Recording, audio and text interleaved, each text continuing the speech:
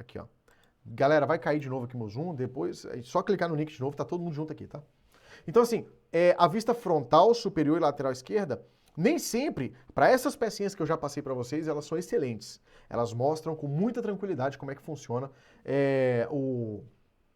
como é que funciona a representação das peças em 3 vistas e tudo mais. Mas nem sempre eu consigo trazer todas as informações. É por isso que eu trabalho com o módulo 8. Representações especiais. Uma vista especial, uma vista auxiliar, uma vista de A, vista de B. Mas na prática, o que aconteceu foi o seguinte. A ABNT ela falou, eu sei que você tem dificuldade para poder representar todas as informações só com essas 3 vistas. Então vamos fazer o seguinte, vamos desenvolver outras técnicas. E ela foi criando técnicas, né?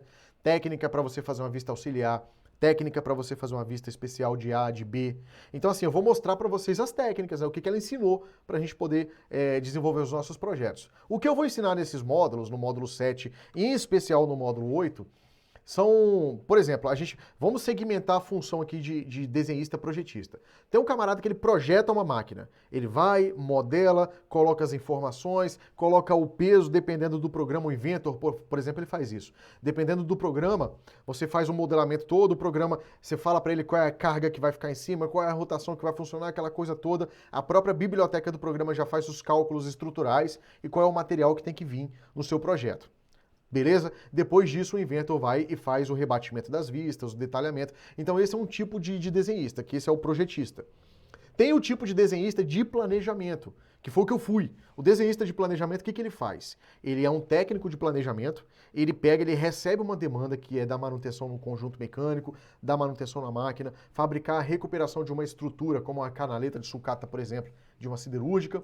Esse camarada, ele tem que pegar um desenho já existente, pegar um trecho daquele desenho, fazer um detalhamento daquele desenho, indicar o que vai ser feito, indicar uma solda, uma recuperação, um corte, uma grafitagem, uma goivagem no caso, né?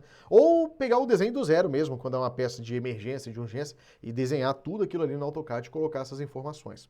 Então você tem essas duas formas de trabalhar com desenho, além, claro, eu estou falando da área de desenvolvimento, né? Tem também a área da pessoa que é o operador, que é o executante, que é a pessoa que tem que saber ler o desenho. Então veja bem, o desenho é aplicado em 3 situações diferentes. Quem projeta, quem faz o planejamento de recuperação e quem executa principalmente.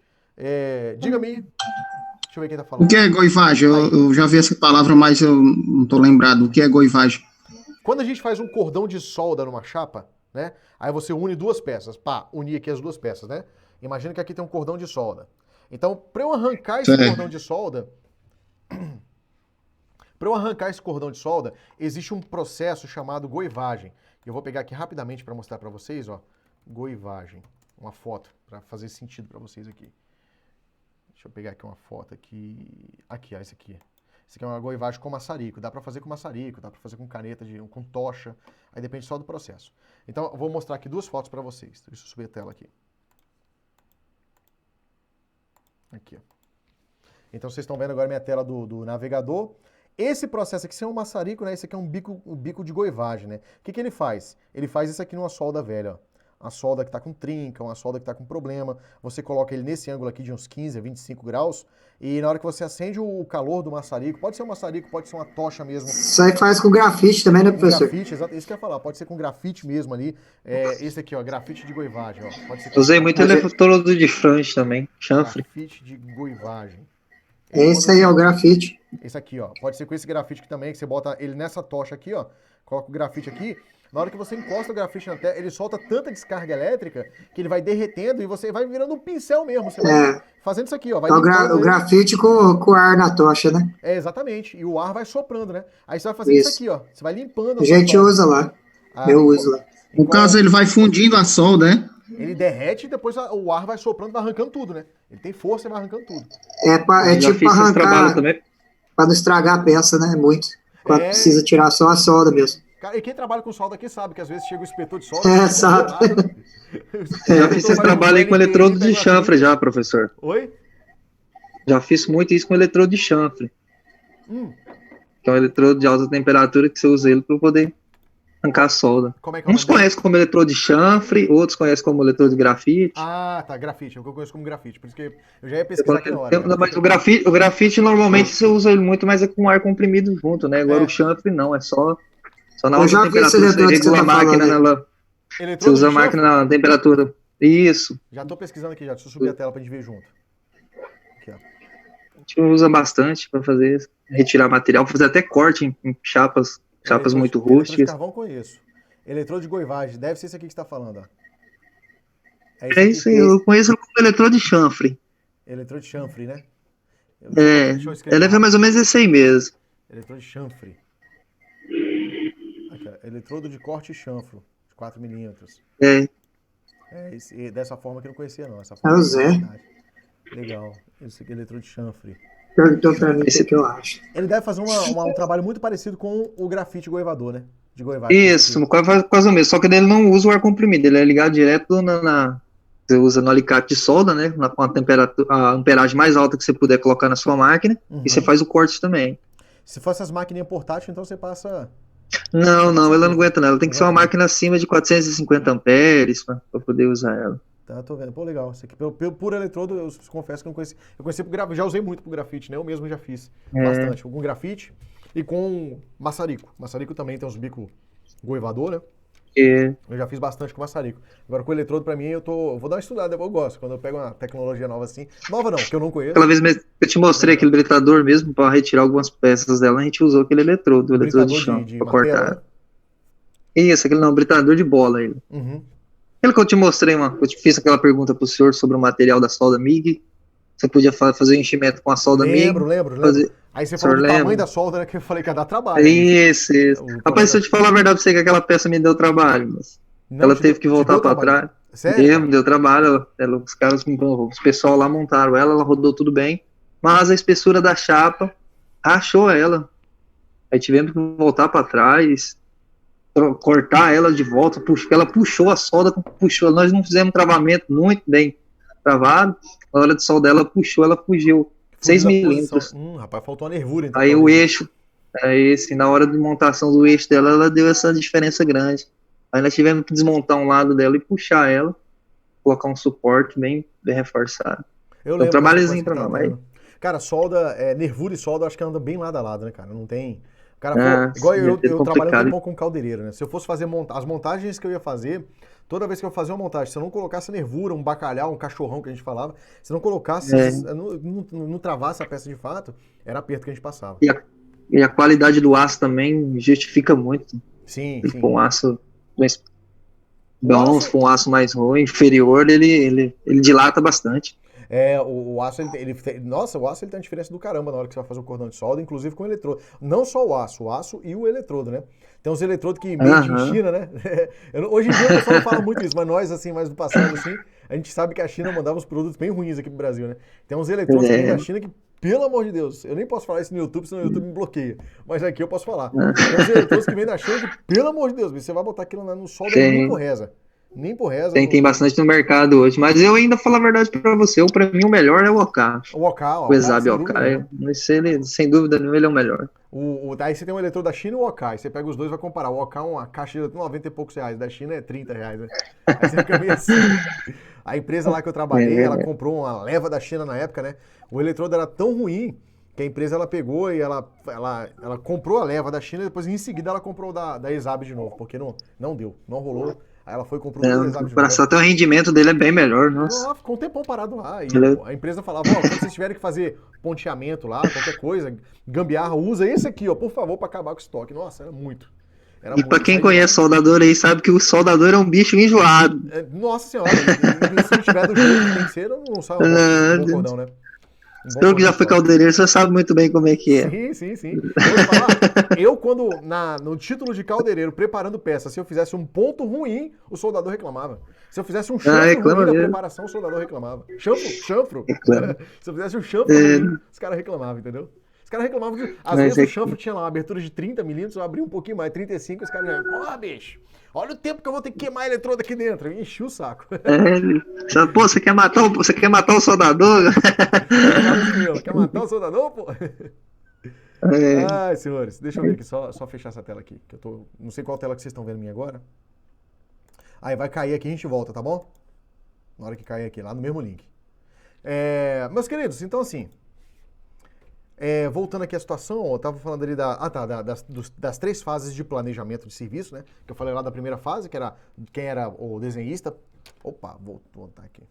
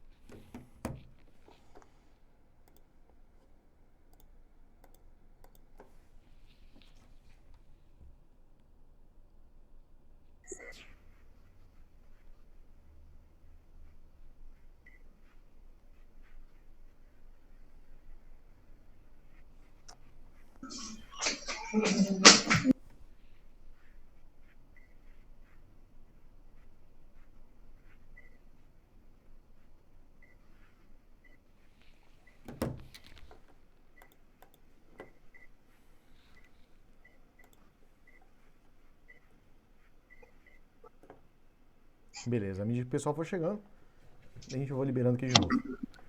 Aí, meus queridos, eu falei de quem mexe com desenho, eu falei 3, mas na verdade são 4, né? Você tem ali com muita plenitude o projetista, propriamente dito, que algumas pessoas almejam, né, estudar e chegar para o caminho de se tornar um projetista, dali começar a desenvolver projeto, fazer engenharia e tocar para esse lado.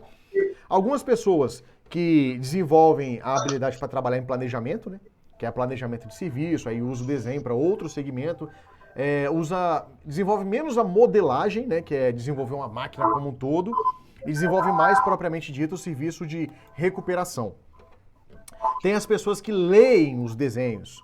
E quem não é projetista, desenhista, e quem não é técnico de planejamento, ou inspetor, algo nesse sentido assim, vai usar a habilidade de leitura e interpretação de desenho técnico em todas as funções que vocês forem executar. Todas, da mecânica. Botou mecânica, a pessoa trabalha com lubrificação. Você vai avaliar, vou trabalhar com lubrificação, professor, você vai avaliar dentro do seu projeto lá, você vai avaliar o desenho técnico de uma máquina até você chegar nos componentes hidráulicos dela e começar a fazer a lubrificação. A pessoa trabalha com a máquina pneumática, você vai ter que avaliar um desenho técnico para avaliar a linha pneumática, se a linha está na angulação correta, se tem os seus expurgos, né, que é para tirar o condensado da linha a cada 6 metros, você vai ter que olhar o projeto, vai ter que ver onde vai passar a tubulação. Você não vai adivinhar, vai passar a tubulação de ar comprimido aonde? Vai ter que pegar um projeto, avaliar, para ver onde está. Enfim, pneumática. Vou avaliar dentro da máquina, vou consertar lá o atuador, a válvula de, sei lá, botar aqui uma válvula de controle da minha máquina pneumática. Aí você vai ter que abrir o projeto para localizar a válvula de controle, daí vai, né? Então, assim, usa desde a parte da mecânica, da execução mecânica, até a parte de planejamento e a parte de projetista, né? Que são as pessoas que de fato fazem projetos. Aí tem algumas pessoas que, igual eu falei para vocês, tendem a ir para essa área de projetos. Tem outras que tendem a ir para a área de planejamento, gerenciamento de projeto, etc., né? Que gerencia a execução de alguma coisa, que é o setor de planejamento. Foi uma área que eu trabalhei muito na minha vida, uma área bem nobre assim também, bem tranquila. Tranquila que eu digo assim, bem gostosa de fazer, uma função bem gostosa de fazer. Inclusive, eu estava até conversando com alguns alunos, uma vez eu conversei com a Maria Júlia, ela falou que o pessoal lá na empresa dela estava querendo botar um desenho, desenvolvendo passo a passo. Diz aí para mim. Eu estava vendo hoje no AutoCAD, o senhor falou um pouco sobre tolerância dimensional, né, de uma peça. Aí tem a questão do afastamento superior e o inferior, né? Sim. É que você indica, no caso aí no momento da produção, né, da confecção da peça, essa peça pode ter essa tolerância, né, no caso de fabricação. Para mais ou para menos, não é isso? Exatamente. Mas tem projeto que tem que ter uma precisão, né? Aí, no caso, essa peça não pode ter nenhuma variação, então tem que colocar 0, né?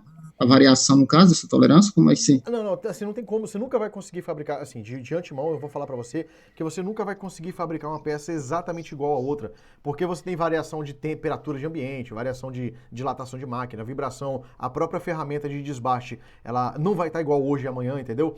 Então é praticamente impossível você fabricar uma ferramenta igual a outra ferramenta. Uma peça igual, exatamente igual. Para isso existe a tolerância de fabricação das peças, né? Que são as tolerâncias com os afastamentos, tanto para cima, tanto quanto para baixo. Eu falo muito bem isso no módulo 9 do nosso curso, mas eu falo bem mesmo ali. Ali é um módulo até, já vou alertar para vocês, é um módulo até mais menos tranquilo, né? Um módulo que tem que raciocinar bastante, algumas coisas que eu falo lá. Não é difícil, mas tem que raciocinar bastante. Raciocinar, entender o que é afastamento superior, inferior. Então a gente fala bem disso lá. Mas assim, você não consegue garantir. O que você consegue fazer é colocar um limite mínimo e máximo de fabricação bem apertado, ou seja, um ajuste bem fino de fabricação dessas peças, né? Uma tolerância tolerância quase para peça de avião, por exemplo. Para calibrador, você vai fabricar um calibrador, você tem uma tolerância lá em 3 e 2, bem pequenininha mesmo, um campo de tolerância de variação bem pequeno. Tá? Ou você consegue também no teu projeto, você pegar a medida 62 e dar uma enquadrada nela ali com um sublinhado ali, quadrado em volta da cota. Isso quer dizer o quê? Que a cota ela não pode variar para 53 ou para 51, ela tem que ficar em 52. Só que mesmo assim, quando você faz da utilização desse travamento de medida, você tem que botar um campo de tolerância, porque não tem como você fabricar a peça exatamente igual uma da outra. E se a peça ela for uma precisão muito grande, vale muito a pena você levar ela para um centro de usinagem, deixar tudo computadorizado, né? Mas assim, 0 a 0 é muito difícil, tá? É impossível, né? Não tem como, eu já vi até eu acompanho alguns canais, alguns seriados em relação à usinagem, essas coisas assim, e eu já vi alguns testes que os caras tentaram fazer para entrar no Guinness, né? Fabricar 2 peças exatamente iguais e ainda não conseguiram até hoje fabricar 2 peças exatamente iguais, entendeu, Rai? Eu acho que eu consegui responder a sua pergunta, caso contrário, você me pergunta aí. Aí quando você trava a informação delas, quando você bota um quadrado para travar a informação, aí você informa, normalmente quando você faz isso, você está dizendo para o leitor de desenho, essa medida aqui, você tem que respeitar ela rigorosamente, ela não pode variar. Aí lá na legenda do teu projeto, você coloca uma tolerância geral. Uma tolerância de 1/100 de milímetro para mais ou para menos. Oi? Pera esse sandália, pai. Cheguei As café lá. As café. Achei que era comigo aqui. Entendeu, Raí? A situação? Entendi. Nos outros módulos, até finalizar esse curso, a gente tem aulas para representar, né? Colocar simbologia de acabamento, essas coisas aí, tem? Tem o módulo 9. No módulo 9 você trabalha ali com tolerância dimensional, tolerância geométrica, que é a tolerância de forma, né? Tolerância geométrica de forma, de localização. Então eu vou falar bastante, vai ser umas 3 aulas de tolerância. Só que tolerância geométrica é o seguinte: existem 2 normas, né? Uma americana e uma alemã, se não me engano. São 2 normas que tratam a tolerância geométrica. Primeiro ponto de observação. Você tem que observar qual é a norma que a tua empresa usa, né? Que é qual é a norma que ela vai usar. E segundo ponto, a tolerância geométrica, a dimensional até que não, a tolerância dimensional não. Mas a geométrica propriamente dita, ela é uma tolerância que se você fosse aprofundar nela, ela exige que você execute alguns cursos que eu digo cursos longos, de 1 semana de duração, mais ou menos assim, porque a tolerância geométrica ela é bem delicada, é um assunto bem delicado. No meu curso aqui, eu não especificamente ensino o GDIT como um todo, né? Que é a sigla representação de tolerância geométrica em inglês, né? Eu não ensino ela como um todo em todas as normas, eu ensino o geral dela e como funciona a tolerância geométrica. E eu deixo indicado quais são as normas. São cursos extremamente caros e, por exemplo, um deles é só nos Estados Unidos que dá. Uma das normas é só nos Estados Unidos, entendeu? Então, assim, são cursos bem específicos. Mas aqui comigo vocês vão pegar uma noção geral de como é que funciona, como é que é a nomenclatura, tolerância de linha, tolerância de cilindricidade, concentricidade, de batimento. Eu tenho que comprar uma daquela que a Adriana comprou. Tudo isso aí vocês vão ver comigo aqui, entendeu? Só que aí, a geométrica, na aula, vocês vão ver que eu fiz essa observação lá na aula também. Olha, para esse tipo de tolerância aqui, existe uma norma tal que trata isso, isso e isso. A norma tal, eu não lembro de cabeça, por isso que eu tô falando disso, né? A norma tal que trata isso, isso, isso e isso. Tá bem? Vocês têm que observar a empresa que vocês trabalham numa noção geral, no regramento da ABNT, eu apresento isso, isso, isso, isso, e é assim que funciona, é assim que elas são, é assim que é a representação, e é aqui que você acha no AutoCAD, ponto. Entendeu? Mas é que essas tolerâncias, ela não tem uma norma para ser utilizada aqui no Brasil, como, por exemplo, o diedro, né? O diedro, a gente utiliza mais no Brasil o primeiro diedro, né? Isso, tem sim. Em outros países que é o terceiro, né? A do Brasil é a 6158. Só que a norma que trata aqui no Brasil tolerância dimensional, a dimensional é pela ABNT. A geométrica, a gente usa a norma americana em algumas empresas, e se eu não me engano é a norma alemã em outras empresas. Depois eu vou dar uma confirmada nisso para você. Dá não. Oi? Ela é grossa, Duda, né? Tá, achei que tá falando comigo aqui. Então depois eu vou dar uma confirmada nisso pra você, qual é a segunda, eu sei como é a americana. A outra eu realmente não lembro de cabeça agora. Ok. E o que acontece? O que você tem que observar é qual é a empresa que você está trabalhando está usando a geométrica. O regramento geral aqui no Brasil a gente tem, mas a especificação assim da geométrica, ela aí vai ter que seguir algum regramento americano. Tem a norma A14.5, se eu não me engano, então tem umas normazinhas lá que tratam sobre a tolerância geométrica, né? Porque ela é bem delicada, né? O detalhe, tanto que eles chamam até em outros termos, outras nomenclaturas, detalhamento, por exemplo, que eles chamam de datum, né? O próprio nome da tolerância geométrica é GDT, então assim tem umas diferençazinhas, entendeu? E eu abordo ela de forma geral, né? No meu caso aqui. Tá bom? O professor, aproveitando aí esse assunto de tolerância, eu li uma norma a respeito de tolerância dimensional, né? Onde explica certinho lá, falando que letras minúsculas é referente a eixo e letras maiúsculas a furo, né? Exatamente. Mas aí tem várias tabelas com valores, né, para o tipo de encaixe posteriormente, e daí esses valores, pelo que eu consegui entender, eles são todos milesimais, é isso? Exatamente. Os valores regulamentados pela ISO são milesimais. Ele vai trabalhar ali quando você usa aquela letrinha H6, G7, não sei, você está trabalhando com a tolerância dimensional na casa decimal. Caso contrário, você vai usar o afastamento, que aí o afastamento vai trabalhar ou na decimal ou na centesimal. Qual é a diferença do afastamento para a tolerância estipulada pela norma ISO? O afastamento, no geral, é uma tolerância mais grosseira. Você vai trabalhar com décimos de milímetro, com centésimos de milímetro. O afastamento via norma ISO trabalha na casa milesimal, né? Aí você vai trabalhar ali com sempre em milésimos de milímetro, 12 milésimos, 15 milésimos. É uma mecânica bem mais precisa, por assim dizer. Porque senão, por que eles fizeram isso? Por que a ISO fez isso, né? E a NBR aqui no Brasil, ela copia a ISO em muitos casos, e esse é um deles. Por que a ISO fez isso? Se você pegar e imaginar um projeto, você botou lá um eixo 56 milímetros ao diâmetro dele, ele pode ter uma tolerância de fabricação de 56,0014 ou 55,0099, por exemplo, né? Então, assim, o campo 55,996, por exemplo. Então, o campo de tolerância trabalha na casa milesimal. Isso no sistema de cotagem, num projeto, tipo uns que eu mostro para vocês no módulo 6 de sistema de cotagem. Deixa eu ver se consigo abrir rápido aqui para vocês. Então, assim, um projeto como esse aqui, ó. Módulo 6 aqui.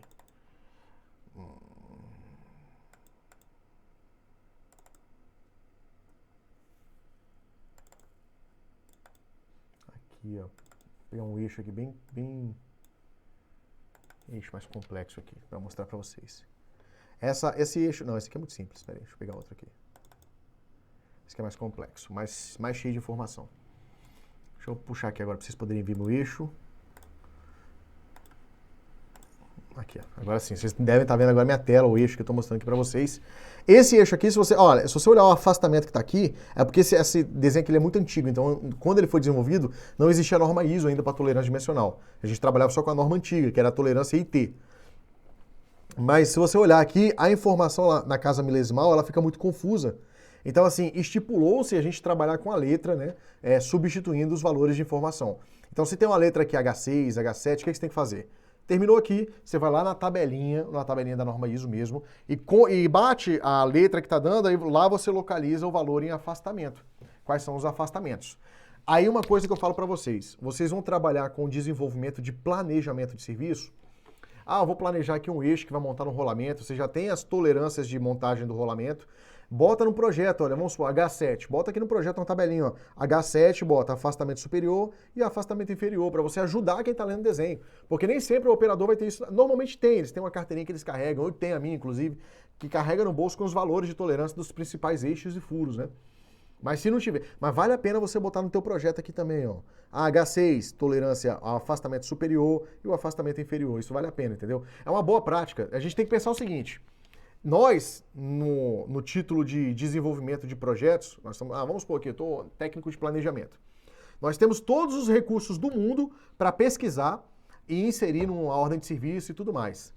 No entanto, o operador, a pessoa que está recebendo isso, imagina que ele está em campo operacional, com sol quente nas costas, trocando o rolete de um transportador de correia, por exemplo, e ele está tendo que descobrir qual é a tolerância de montagem do eixo do rolete no rolamento do mancal. Então imagina o seguinte, nessa configuração, você tem que indicar, obviamente com um bom planejamento vai fazer isso, né? Indicar qual é a tolerância e prever também, além da tolerância, se ele vai ter que montar com folga, se ele vai ter que montar com interferência, se for com interferência, qual é o tipo de montagem, se é com nitrogênio, se é com banho-maria, para esquentar o rolamento e dar uma dilatada. Enfim, faz parte de um bom planejamento isso. Compreende? Isso faz parte do bom planejamento, né? Então, quando a gente vai desenvolver, por mais que a gente tenha que saber avaliar essas tabelas, acho que foi o Eusébio que falou comigo, mais que a gente tem que saber avaliar essas tabelas, é importante também no projeto a gente colocar essa informação para ajudar a pessoa, para ajudar o próximo, né? Tá bom? E eu tenho conversado de vez em quando com o Eclésio aqui também, que falou para mim que trabalha no planejamento da Vale. Tô falando mentira, Eclésio? Não é assim que funciona? Uma vez eu conversei com ele, ele falou, João, eu trabalho aqui no planejamento da Vale. Ele tá apareceu aqui na telinha aqui pra gente. Eu tava conversando com ele, inclusive, tá sem tá sem som. Não, realmente você tem razão. Viu? Funciona dessa forma. Então, só pegando a confirmação social dele para provar para vocês aqui, mas a gente tem que, de fato, quando a gente está desenvolvendo planejamento de serviço, preocupar em passar todas as informações, inclusive, se possível, o ferramental que ele vai usar. Porque às vezes o cara está lá em frente de batalha, ele não pensou ali que ele vai ter que levar uma torqueadeira, por exemplo, um conjunto para montar um rolamento, e aí chega lá na hora ele... Nossa, ferrou.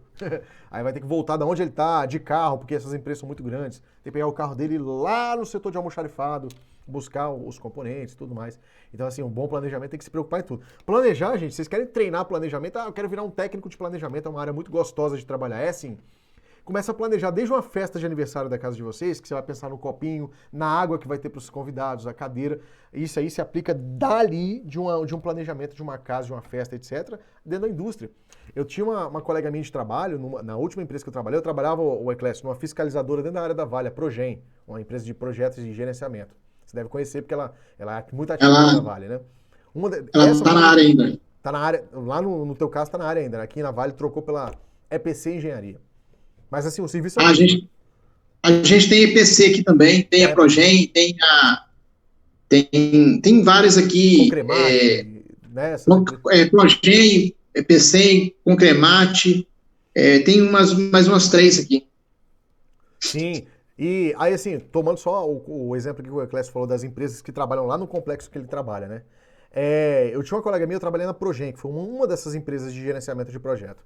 Ela foi fazer o planejamento de uma parada de fábrica lá em Vargem Grande, Minas Gerais. E o planejamento dela ficou assim, mulher, né? A mulher faz um planejamento assim, bem desenhado mesmo. Aí ela fez um planejamento que ela pensava do copinho de água que ia ter durante a viagem até a lavagem de roupa, em tudo, tá? Tô falando do início ao fim, até o telefone que a gente ia usar lá dentro, porque ela era o planejamento geral e eu era o planejamento da atividade, né? Eu era fiscal e planejamento. Então, ela pensou até nos telefones que a gente ia utilizar. Vou precisar de 6 linhas telefônicas. Pensou num carro que ia buscar a gente voltar. Aonde ia lavar o carro. Olha, ela pensou até qual oficina que ela ia fechar o contrato já pra gente lavar o carro quando saísse da usina e tudo mais. Então, assim, planejamento é isso. É o cara pensar em tudo. Tô aqui, furou o pneu, o que eu vou fazer? Ela pensou até na empresa que daria o socorro pra gente, né? Então, assim, não deixou ninguém desguarnecido. Então, deixou tudo muito bem desenhadinho. Planejamento é isso, né? Só que a gente usou aqui um exemplo de um planejamento macro, que foi aquele geral de uma obra que a gente fez lá em Minas. Mas ela, no geral, ela pensou no macro. Mas tem os minis também, né? Que são os micros, que são os subplanejamentos que são executados, aqueles da atividade. Por exemplo, um dos que eu fiscalizei lá, que eu fui lá como fiscal. Um dos que eu fiscalizei lá foi a desmontagem de um galpão inteiro, que eu estava pela Mills, estava fiscalizando a Mills e a Espiral Engenharia, que é a montagem de andaime, né? Então, assim, o meu era um mini, né? O meu fechava o meu planejamento, eu mandava as informações para o planejamento central, que era ela alimentava a planilha inteira, que mandava para a Vale, e a Vale fazia, enfim, o processo todo que tinha que ser feito lá, na situação, né? Então, assim, quando eu falo que o desenho ele tem que ser bem mastigado, é nessa linha de raciocínio, não pode ter dúvida. Eu não posso chegar lá enfim, lá na área operacional e, poxa, aí eu não sabia que era que eu precisaria de uma chave de boca 12, imagina um aperto, né? É claro que eu usei um exemplo bem tosco aqui, mais a título de entendimento. Aí eu vou subir a tela. Professor, aqui, oi, na linha. Inclusive hoje, quando o inspetor está abrindo qualquer tipo de nota, é uma recomendação já da Vale, a Vale já vem trabalhando com isso, está aplicando treinamentos de aperfeiçoamento justamente para nota, abertura de notas aos inspetores. Você tem que descrever ali na nota todos os recursos que vão ser usados para poder executar a atividade, desde, igual você falou, desde uma chave combinada, até um andaime, até um guindaste, um hook, tem que estar descrito na nota justamente para facilitar para o planejador na hora de planejar essas notas, e também, a hora que ele entregar essas notas para execução, para eles não terem um trabalho, para eles poderem fazer uma preparação bem feita, para que a preventiva ou corretiva que for, saia conforme foi planejado. Tem um programa da Vale aí que é o VPS, se eu não me engano, é o programa. Que esse Isso, programa... a gente... Pode falar. A gente está trabalhando com ele. Né? Esse programa ele faz uma investigação só para uniformizar todo mundo. Ele faz uma investigação das atividades do camarada e ele pegou vários pontos de falha de perda de tempo. E um ponto que eles pegaram, que eu lembro que bateram muito dentro da tecla lá dentro da área da Vale, e não foi comigo exatamente, tá, gente? Mas como eu tava lá dentro, eu vi as coisas acontecendo, né? E eu lembro que eles batiam muito em cima da tecla, era o quê? Era o operador, ele preparar toda a execução do serviço dele, no meio da atividade ele tinha que levantar e ir lá buscar, sei lá, enfim, buscar uma chave de boca, um torquímetro. Vai lá, busca um torquímetro e volta. E nisso aí eles contabilizavam isso. Foi um serviço assim que o pessoal da operação ficava bem bolado com o serviço, mas foi um serviço que eles contavam o tempo que o operador começou o serviço, ele ia por esse lado do vagão aqui, trocar o rodeiro do vagão, mas se ele tivesse vindo por esse lado aqui, ele poderia trocar esse rodeiro, já poderia entrar na cabine, já poderia iniciar o processo de limpeza da cabine, lá dos banheiros da cabine, porque os vagões têm banheiro, né? Iniciar o processo, aí já ganhava um tempo aqui para poder deixar tudo pronto, aí ele ia pro outro lado, lá no outro rodeiro. Enfim, só um exemplo tosco aqui a título de entendimento, mas o VPS, ele mediu cada atividade da área da Vale e aonde você estava ganhando e perdendo tempo. Em cima disso, aí isso for em cima do planejamento. As atividades têm que ser planejadas de modo que o operador ele pare o mínimo de vezes possível, né? E aí que eu bato na tecla aqui agora para vocês. Eu estou tomando a Vale como exemplo, porque a Vale é uma referência nacional aqui para nós. A pessoa teve um acidente lá, mas enfim, é uma das maiores empresas do Brasil e é uma empresa que é nossa ainda, né? É brasileira a empresa. Então estou tomando ela como referência aqui para falar para vocês.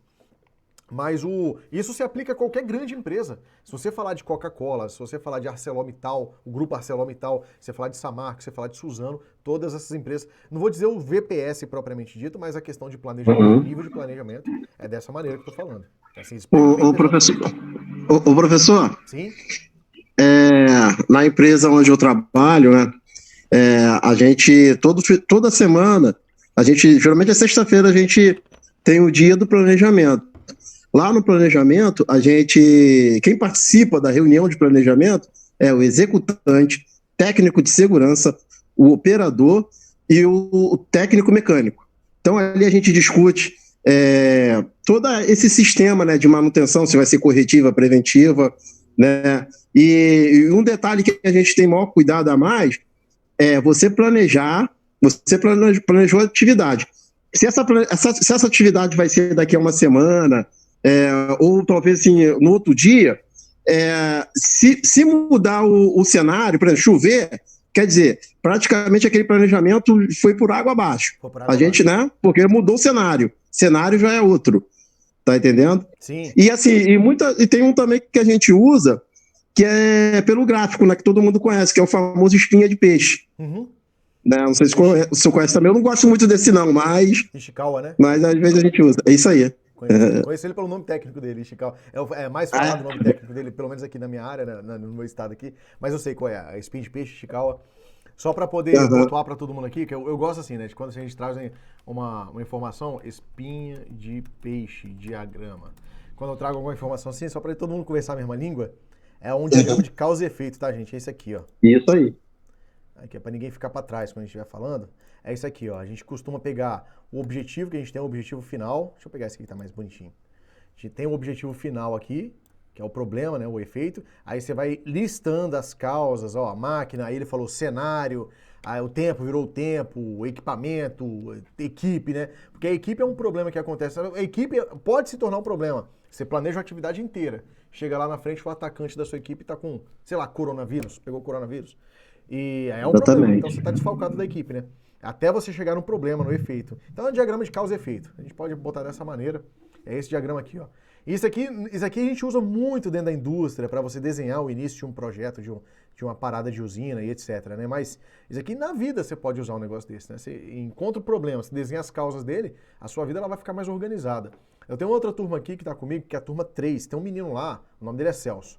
O camarada, ele é projetista e o cara é todo organizado com as coisas que ele faz. Na outra conversa que eu tava adiando um dia lá a aula com eles também, né? Que eu segurei um pouquinho pra eles avançarem um pouco. Aí, no mesmo dia que eu segurei com vocês, eu segurei com eles também.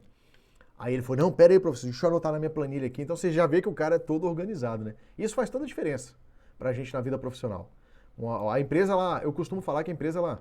E eu falo, gente, com muita propriedade, porque eu já trabalhei com técnico de planejamento. Quem é de trecho aqui, que já viveu em trecho aqui, sabe que o técnico de planejamento é o que vai buscar bomba numa obra, é o que vai fazer a contratação, é o que vai assinar a carteira, é o que vai fazer o fechamento do contrato com o restaurante. Então, eu falo para vocês com muita propriedade, porque eu já participei até de processo de contratação de funcionário em empresas como essa. E a organização era situações que a gente, no momento da entrevista, assim, a gente era orientado, obviamente, por alguns experts da empresa, né, a observar algumas coisas, algumas posturas do profissional. Porque, por exemplo, você imagina você está numa área operacional, você está com uma bomba de concreto e o vibrador ali da bomba de concreto, né, que foi uma situação que aconteceu com a gente, some. E o camarada sumiu porque ele perdeu. À noite trabalhando, né, meia-noite, 1h da manhã, porque quem trabalha em trecho não tem hora para sair, tem hora para entrar, não tem hora para sair. Então, meia-noite, 1h da manhã trabalhando, some uma bomba de vibrar concreto, ninguém mais acha. Que a outra equipe acha, leva e some, ninguém mais acha aquilo. Acabou. Então, assim, são problemas como esse e aconteceu com a gente. Não uma bomba de concreto, foi um outro equipamento, uma lixadeira, não me lembro qual foi exatamente, que a nossa empresa teve que pagar lá para contratante, para quem nós contratamos, né? Tivemos que pagar aí uns R$5.000, que era o preço da máquina que sumiu. Então, assim, o que é isso aqui? Além do planejamento, é a assiduidade do profissional. Isso é muito importante.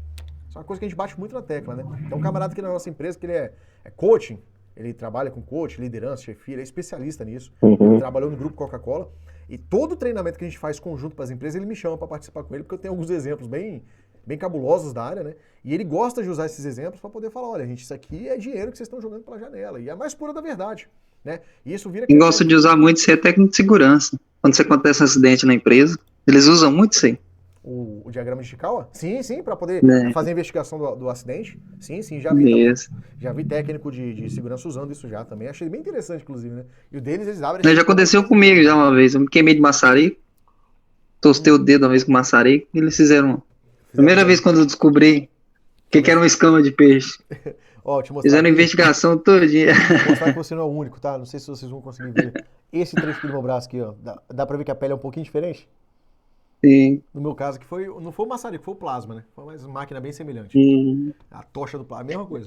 O diagrama de causa e efeito, na verdade, não foi eu, né? No meu caso. Eu tava agachado e um colega meu lá em cima ligou a tocha plasma e a tocha plasma desceu com calor e queimou o braço, né? Aí foi... Não, foi um vacilo meu mesmo. Pela luva, a luva tava rasgada e eu fui limpar o bico.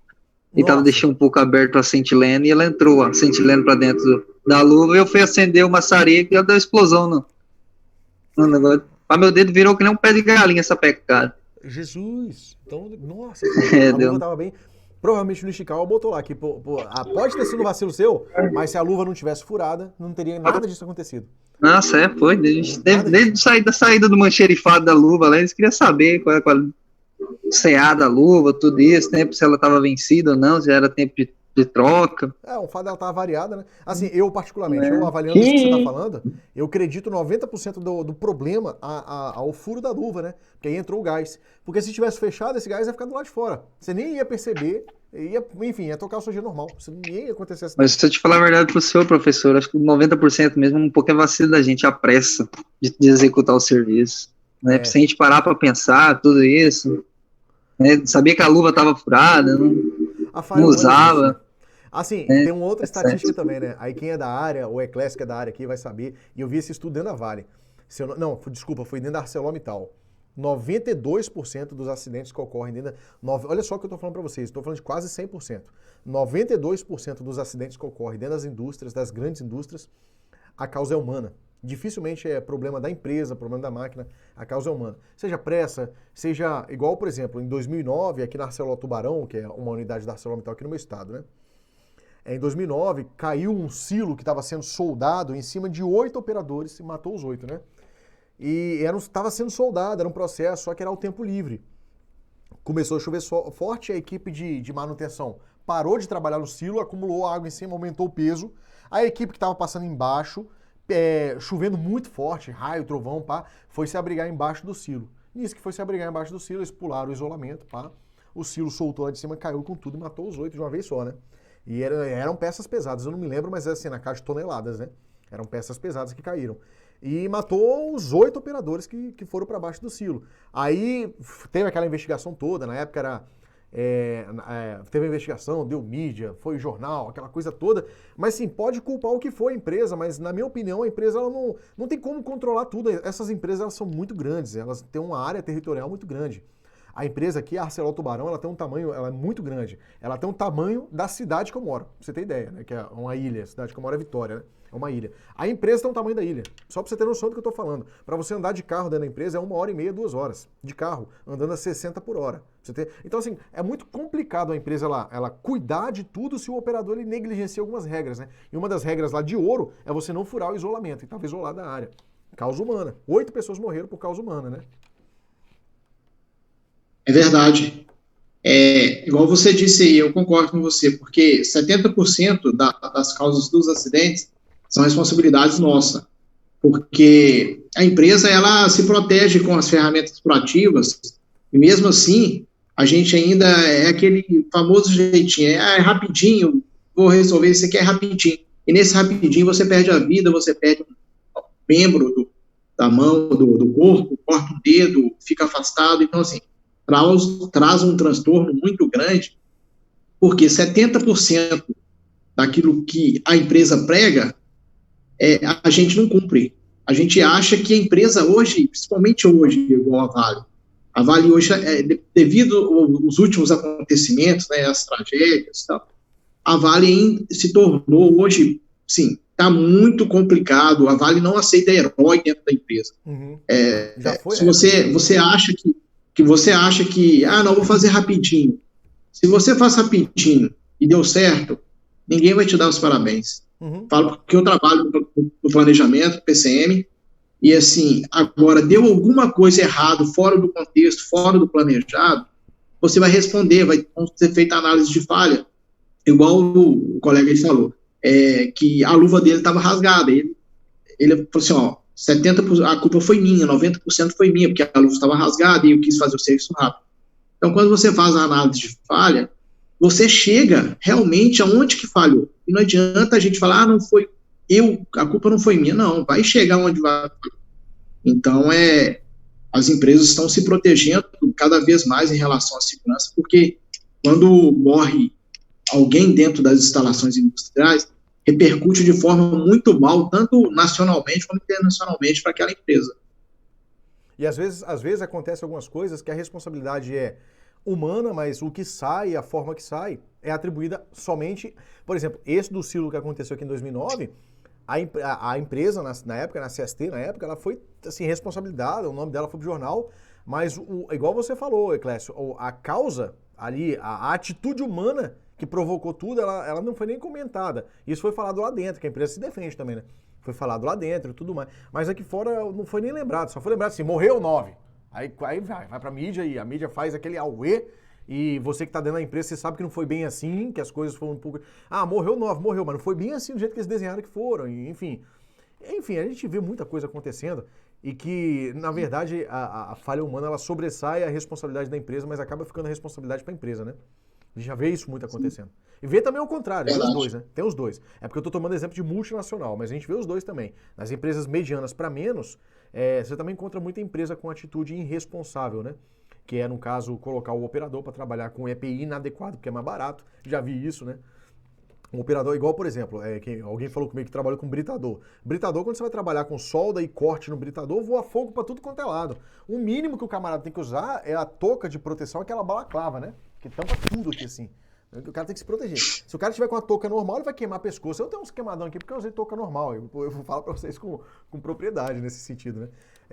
Eu tenho uns queimadão aqui no pescoço por causa disso, porque eu tava com touca normal cortando uma peça que voava cheio de coque, né? O coque reage com fogo e aquelas mini explosões. Mas se eu não me engano, acho que existe alguns direitos trabalhistas que a pessoa não é obrigada a executar o serviço se ela for em risco. É o direito de recusa, né? E firma nenhuma pode obrigar a pessoa a executar os trabalhos, se ela tiver um trabalho em risco. Muito...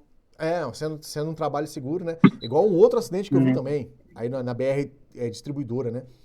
O camarada ele foi fazer um reparo na tubulação de gás. de gás natural. Aí ele botou Professor? Oi?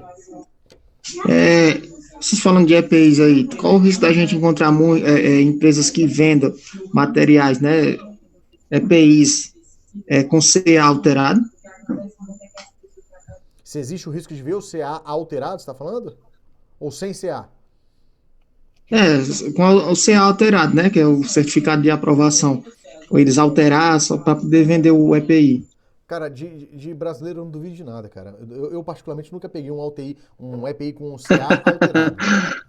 Sério, eu já peguei sem o CA. EPI sem o CA, né? Sem a porque, assim, a vida da gente que tá em jogo, né? Sim, a gente, às vezes, quer comprar o mais barato, né? Tem aquela questão também, querer comprar algo mais barato e sai caro, né? No final. Não, assim, com CA alterado, eu particularmente, eu acho muito difícil de fazer, porque fica timbrado na EPI, né? Se você rasurar aquilo ali, fica muito visível que tá alterado, né? Eu acho muito... Eu nunca Normalmente já também tem umas grandes empresas, já tá grande no mercado aí, né? Que oferece esse EPI, que nem a 3M. A 3M manda no mercado. Tem muitas aí grandes, já estão bem conhecidas. Eu acho que dá pra ver uma diferença boa de qualidade de material. Porque quando você pega uma que você sabe que é uma empresa reconhecida, bem no mercado, e você conhece que o material dela é diferenciado, entre outras. Existe várias mesmo. Eu já peguei mesmo, principalmente luva de raspa, que você coloca na mão, você vai fazer o primeiro trabalho, ela rasga toda. Avental. Você vê que a qualidade dela não tá tão adequada pro que a luva é, né? Porque uma luva de raspa tem que aguentar, né? Ela é de raspa, é de couro de animal, ela tem que aguentar. Você vê também até pelo valor também dela, do material. Às vezes você vê quando ela sai muito barato, muito em conta, você pode ter certeza que o material não presta. A qualidade dele não é boa. Tem luva de raspa que você pega, assim, eu falo porque eu já rodei muito mesmo, né? Tem luva de raspa que você pega, que você bota na mão, na hora que você liga o maçarico, o calor do maçarico queima a sua mão. Aí você já sabe que ela não é tão boa. Verdade. Ela enxuga, né? Ela o quê? Ela enxuga com o calor, ela encolhe com o próprio calor, né? Você passa umas situações dessa mesmo, bem. Eu falo assim, gente, é porque eu comecei minha vida como maçariqueiro, caldeireiro, tá? Depois eu fui subindo os cargos aí na minha vida e tudo mais. Então eu tenho essa vivência também de queimar a mão, de queimar o pescoço aí. Foi a primeira função que eu fiz, né? E eu lembro até que o supervisor falou comigo, João, pra começar bem, tem que começar de baixo. Depois você tem que começar apanhando mesmo. Então, rapaz, eu peguei cada caverna pra vocês terem ideia. Ó, peças como canhão de lama.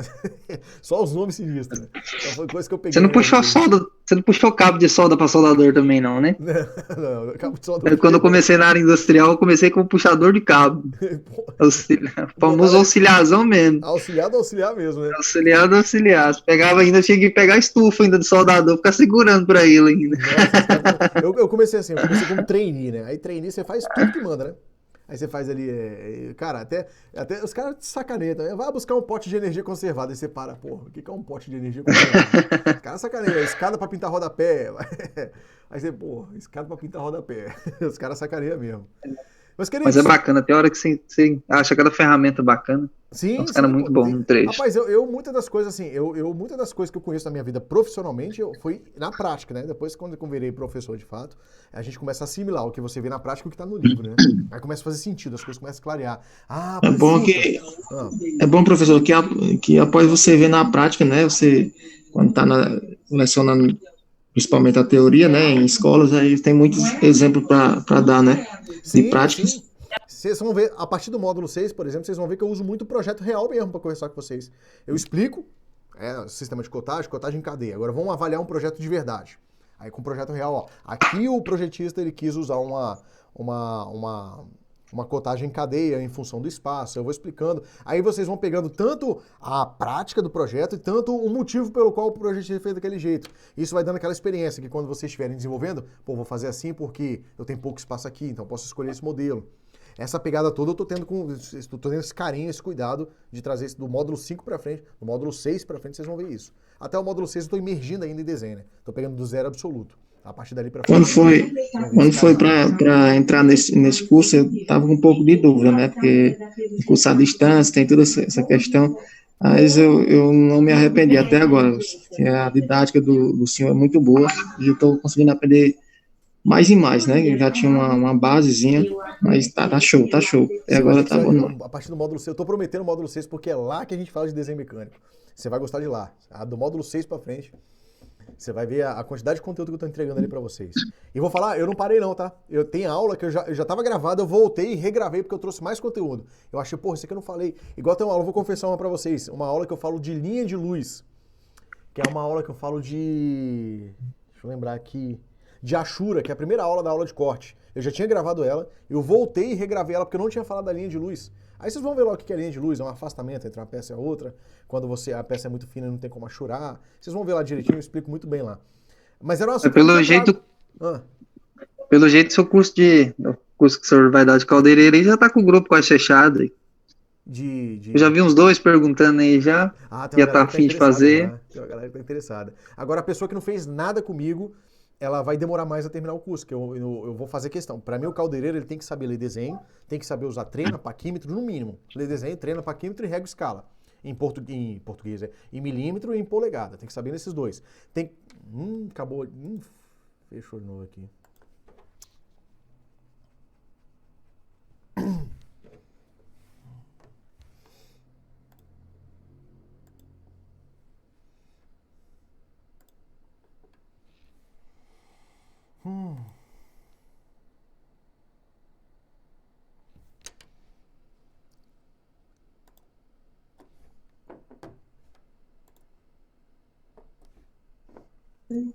Qual o risco de encontrar no fabricante?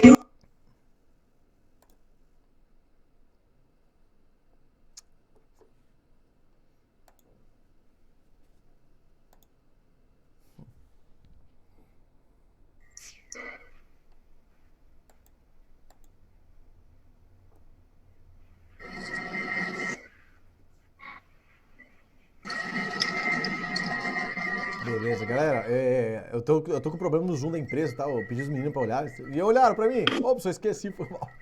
O negócio do nosso Zoom, pela da empresa mesmo, quando eu entro nele, dá que já tá tendo uma reunião com ele, então a gente não tá conseguindo resolver isso.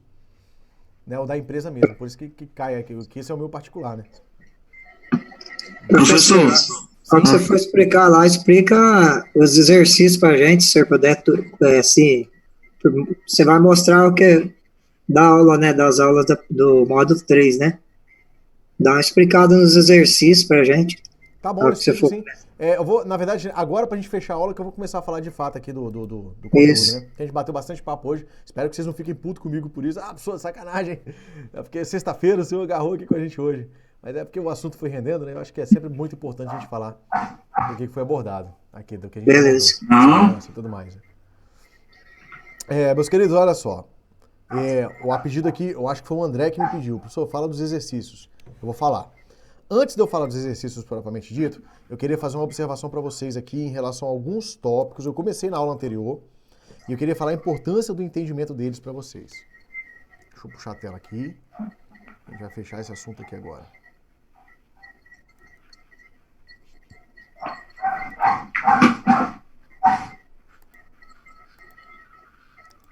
Qualquer coisa vocês desmutam e falam comigo, tá, gente? Aqui, ó.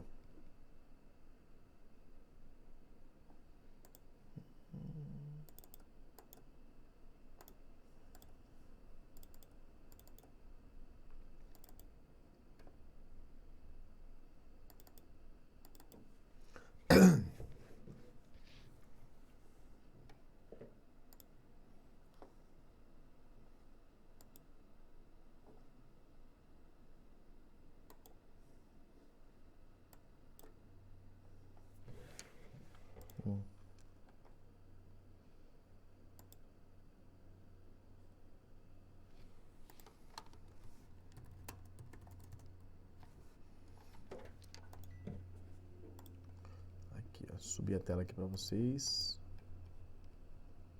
Por que não apareceu aqui? Vou fazer de novo aqui. Agora apareceu. Beleza, agora vocês devem estar vendo meu slide. Eu queria trazer algumas informações aqui para vocês. Informações muito básicas, eu não vou trazer não, porque vocês já estão vendo lá na aula, eu estou mastigando bem lá. Né? Eu já vou direto ao ponto aqui. Diedro de trabalho, gente, que é uma parte que dá alguma dúvida. Ficou tranquilo isso aqui? Passou tranquilo com vocês ali? Se alguém... Eu vou... admitir aqui o André Rodrigo. Eu vou avançar, por favor, tá? Que eu vou em alguns pontos específicos, vou fazer uma pincelagem aqui em alguns pontos específicos. Eu vou avançar. Qualquer coisa vocês colocam para mim aqui ou me chama aqui, eu falo que eu vou estar com a tela aberta, ou coloca no chatzinho aqui que eu vejo a dúvida de vocês. Então, eu perguntei aqui do Diedro. Eu perguntei aqui do Diedro, né? Do Diedro de trabalho. Só vou mutar aqui. Professor. Oi. Como é que fica a legenda com o Diedro? Aqui. Agora que ela veio morar aqui, foi resenha. Ela chegou já a morar para lá da Europa. Tá, vou fechar o áudio, tá? Que agora eu explico. E ela chegou aí, olha aí. Fechar aqui agora, que agora... Ó, André, Arandes, desculpa. Fechei o teu áudio que qualquer coisa você abre de novo. Só para eu explicar aqui, que o som fica vindo para mim. Olha só, como é que o André ele me fez uma pergunta que é pertinente e interessante. Se a gente pegar um projeto... Deixa eu pegar aqui, ó. Como é que ficaria a legenda? Aqui, o André... Aparecido, professor. Aparecido? Aqui tá André. Não, Arandes Rodrigues, Aparecido. Beleza. Ó, vou subir aqui. O André, Arandes, Aparecido, desculpa. Vamos lá. Deixa eu explicar aqui pra vocês. Pra você e pra vocês todos, né? Como é que fica a inserção de... Só, se vocês puderem mutar o som aí, pra não dar interferência aqui, mutei aqui. Como é que fica a questão do diedro, né? Você tem uma legenda, por exemplo, eu trouxe a legenda de um projeto aqui que eu estou apresentando para vocês, tá? Perceba que nessa legenda não tem o diedro nela. Por quê? Porque o Brasil trabalha com o diedro, com o primeiro diedro, né? Então é meio que redundante eu colocar nos projetos brasileiros que eu estou no primeiro diedro. Não precisa. Agora, se eu estiver mandando um projeto lá para a Suíça, lá para o Japão, por exemplo, eu tenho que colocar na minha legenda. Eu trabalhei com vocês com uma legenda simples, né? Que foi aquela legenda que eu tenho feito no AutoCAD. Aí é importante agora que eu vou falar para vocês. O que é a ABNT? O que ela regramentou pra gente? O que ela regulamentou? Ela falou, João, olha só. O que eu estou estipulando a partir de agora, vocês viram na aula que eu falei que a legenda tem que ter 178 milímetros. Isso mudou, tá? Agora é 180. As margens também mudaram. Ao invés de ser 7 milímetros, ficou 10 em cada lado. Mas isso é coisa pouca, isso só mudou agora esse ano. Eu vou atualizar o curso e vou bater um bizu para vocês. Galera, olha só. Atualizei a aula tal, com as novas informações da norma 16752. Eu vou fazer essa... Professor, na folha A4, ali onde era 25, né? Ficou quanto agora? A BNT agora botou com 20. 20 de um lado, 10, 10, 10 nos outros. E a legenda ficou com 180. Entendeu? Foi uma das mudanças que ela fez. A outra mudança, ela reativou, numa aula que eu falei que está desativada, as normas de escala, ela reativou isso, né? Aí eu vou ter que ir naquela aula lá e corrigir essa informação, a aula 1 do módulo 4. É porque foi tudo esse ano, por isso que... 20, 10, 10, 10. 20 do lado esquerdo. Isso. 20 do lado esquerdo. Exatamente. Entendeu? Então foi a primeira... A 3, no caso, não mudou nada, não. O quê? Na folha A3 não mudou nada, não. Não, mudou também. A folha A3, da mesma maneira. 20 do lado esquerdo, 10, 10, 10 nas outras. E a legenda agora está com 180. Entendeu? Entendi. Assim. Por quê? Porque se você dobrar a legenda, mais os 10, né, o dobramento de folha, 180 mais 10, 190, mais os 20 da margem, na hora que você dobra direitinho, na aula 5 eu faço isso, no módulo 1, na hora que dá os 210, que é a largura de uma folha A4. Aí você consegue arquivar. É por isso. Professor, deixa eu perguntar para o senhor o básico da legenda, o que é? O básico, você colocar nela. As informações triviais orientadas, não obrigatórias, orientadas pela ABNT. A instituição que você trabalha, o projetista, o engenheiro responsável. Só que hoje teve uma mudança. Os técnicos agora eles assinam por muitos projetos. Então um técnico ele pode projetar. Então, digamos que não é mais tão obrigatório botar o projetista e o engenheiro responsável. O projetista pode ser um engenheiro. Por que eles fizeram essa mudança? Tem um motivo. O pessoal gritou, opa, mas tem um motivo para isso. Hoje, os sistemas computacionais, o Inventor, o SolidWorks, ele já faz o cálculo de resistência dos materiais com muita assertividade, certo? Então, assim, o AutoCAD não, mas o Inventor, o SolidWorks, eles já fazem isso com muita tranquilidade. Então, o que acontece? Você não precisa necessariamente de um engenheiro para provar o que o programa faz, porque o programa já faz correto.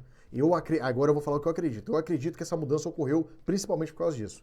Que os programas computacionais já fazem esses cálculos automaticamente. É ruim para o engenheiro, professor? Mais ou menos. Tem gente que considera ruim. Eu não considero nem um pouco ruim. Por quê? Porque, a gente na condição de engenheiro, nós não vamos sentar na cadeira e acabou, não vamos me especializar em mais nada, né? O engenheiro não está satisfeito com essa mudança que teve. Poxa, se o camarada se especializa lá em projetos de vasos de pressão, de caldeiras, cara, o cara não vai parar um minuto. Então, assim, mercado tem para tudo. Isso não para, não. Ah, eu quero me especializar em lubrificação. Cara, o mercado tem para tudo. Então, assim, a gente pode ficar nervoso na situação. Aquelas pessoas que acendiam as luzes na cidade com tocha, elas devem ter ficado muito boladas quando surgiu as empresas de energia elétrica, né? Então, assim, é assim que funcionam as coisas, né? Então, as mudanças vêm, a gente rapidamente muda e continua surfando a onda, né? Porque você não pode ficar para trás, a verdade é essa. Mas aí, voltando, o que você me perguntou, projetista e engenheiro, instituição, projetista e engenheiro hoje, tem que ter. O título do projeto é o nome, né? Tampa da caldeira, não sei o quê, chapéu chinês da caldeira 13, enfim. Data que ele foi feito, a revisão que ele revisão 1, revisão 2, para ter o acompanhamento, né? E o tagueamento do projeto e a escala dele. São as informações aí, 9 informações que tem que ter numa legenda. Vou mandar o projeto para fora do Brasil, diedro. A informação de diedro você bota na legenda também. Como você vai dividir a legenda e vai botar essas informações, isso não faz diferença nenhuma, tá bom? Professor, eu tenho muita dúvida sobre a questão de escala de projetos. Como funciona? Fernando. Você está em qual módulo agora? Na verdade, eu estou no 12, né? Mas só quando a gente vai fazer a legenda, essas coisas, eu só faço o básico. O senhor está explicando aí. Só que, quando chega na parte da escala, eu não faço, não. Não tem problema. Vai botando, por enquanto, 2.1. Na primeira aula do módulo 4, eu explico sobre escala. Entendeu? Acho que vai ficar mais adequado eu falar lá para você, porque lá de fato... Eu fiz alguns exercícios lá, mas não estou me recordando, não. Mas eu vou dar uma olhada. Aula 1 do módulo 4? É a primeira aula que eu falo exclusivamente sobre escala. Mas eu tô te falando isso para você ver essa aula primeiro, entendeu? Que aí faz mais sentido eu falar. Senão eu vou falar um monte de coisa para vocês agora sobre escala, e se você não tiver visto a aula, pode causar uma confusão, né? Sim. Entendeu? É a aula 1 do módulo 4. Entendi. Caso contrário, eu explico também. Eu faço um videozinho rápido e mando a explicação para você. Beleza, depois eu dou uma olhada lá. Só tinha... Tava só com essa dúvida, mano, sobre escala. Até você chegar nas atividades do módulo 4... Você pode ir botando 2.1 na escala, não tem problema não, tá bem? Porque eu não estou fazendo um projeto escalado até lá.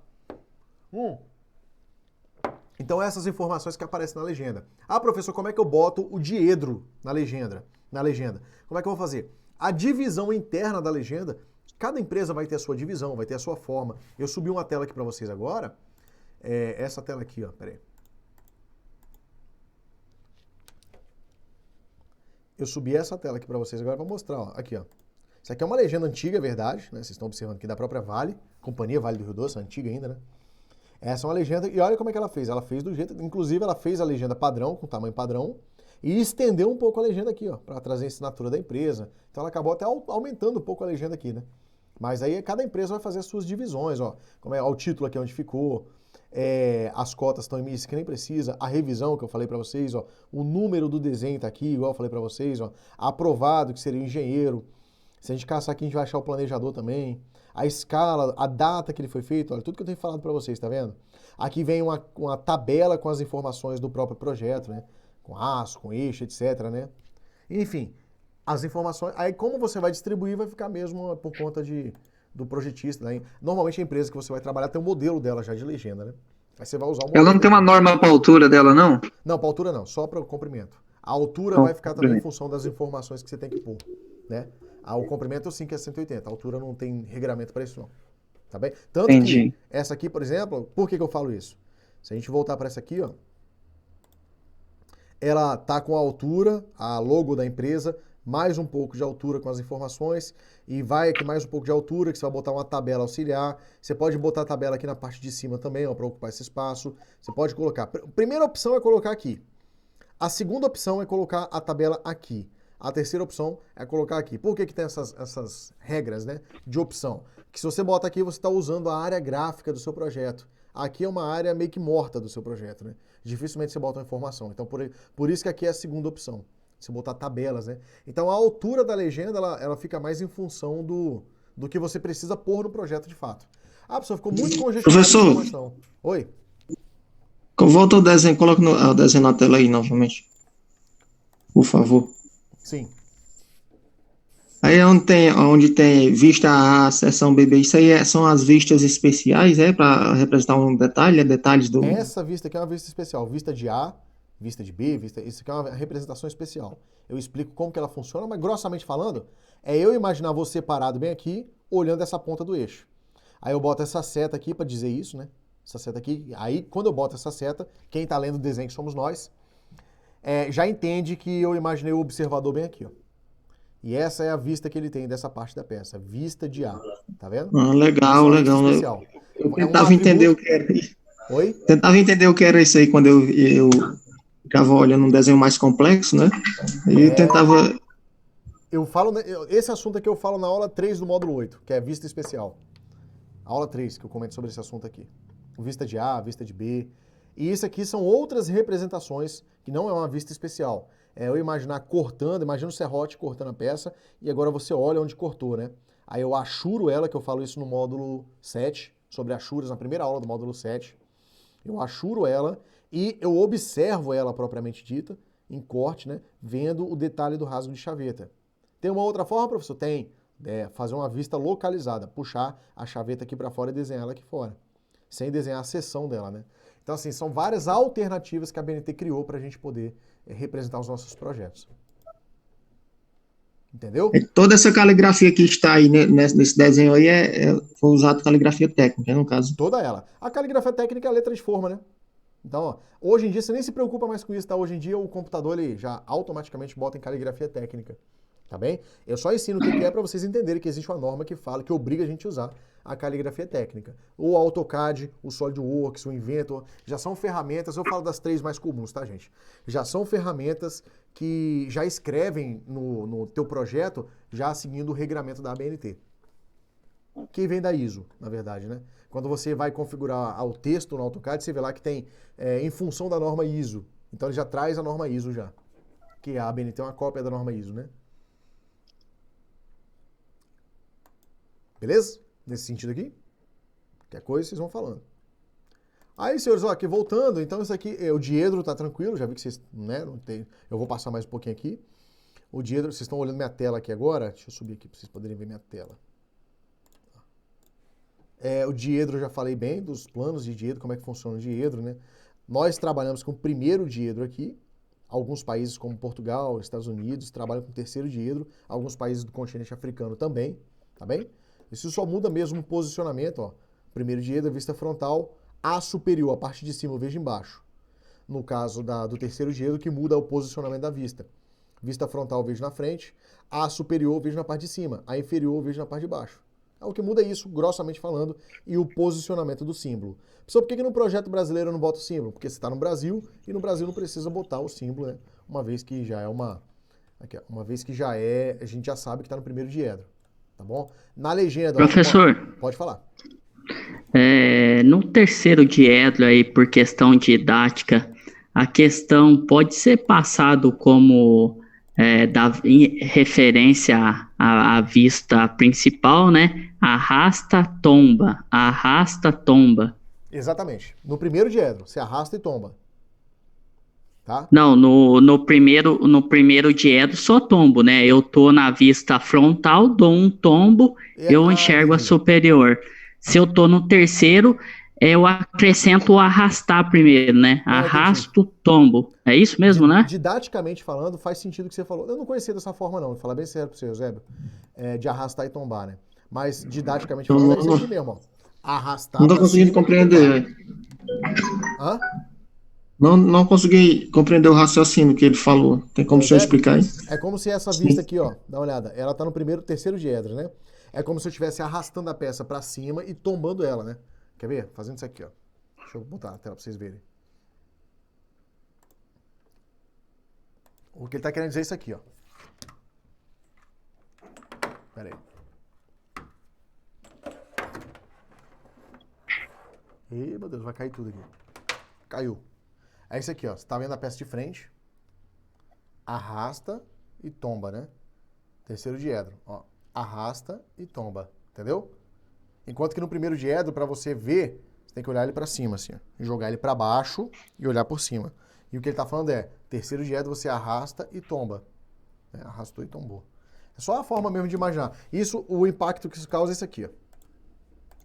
É como se eu estivesse arrastando dessa vista para cima e tombando ela para poder ver. Não é isso, Eusébio? Arrastei para cima e tombei. Correto, isso mesmo. É exatamente essa linha de raciocínio.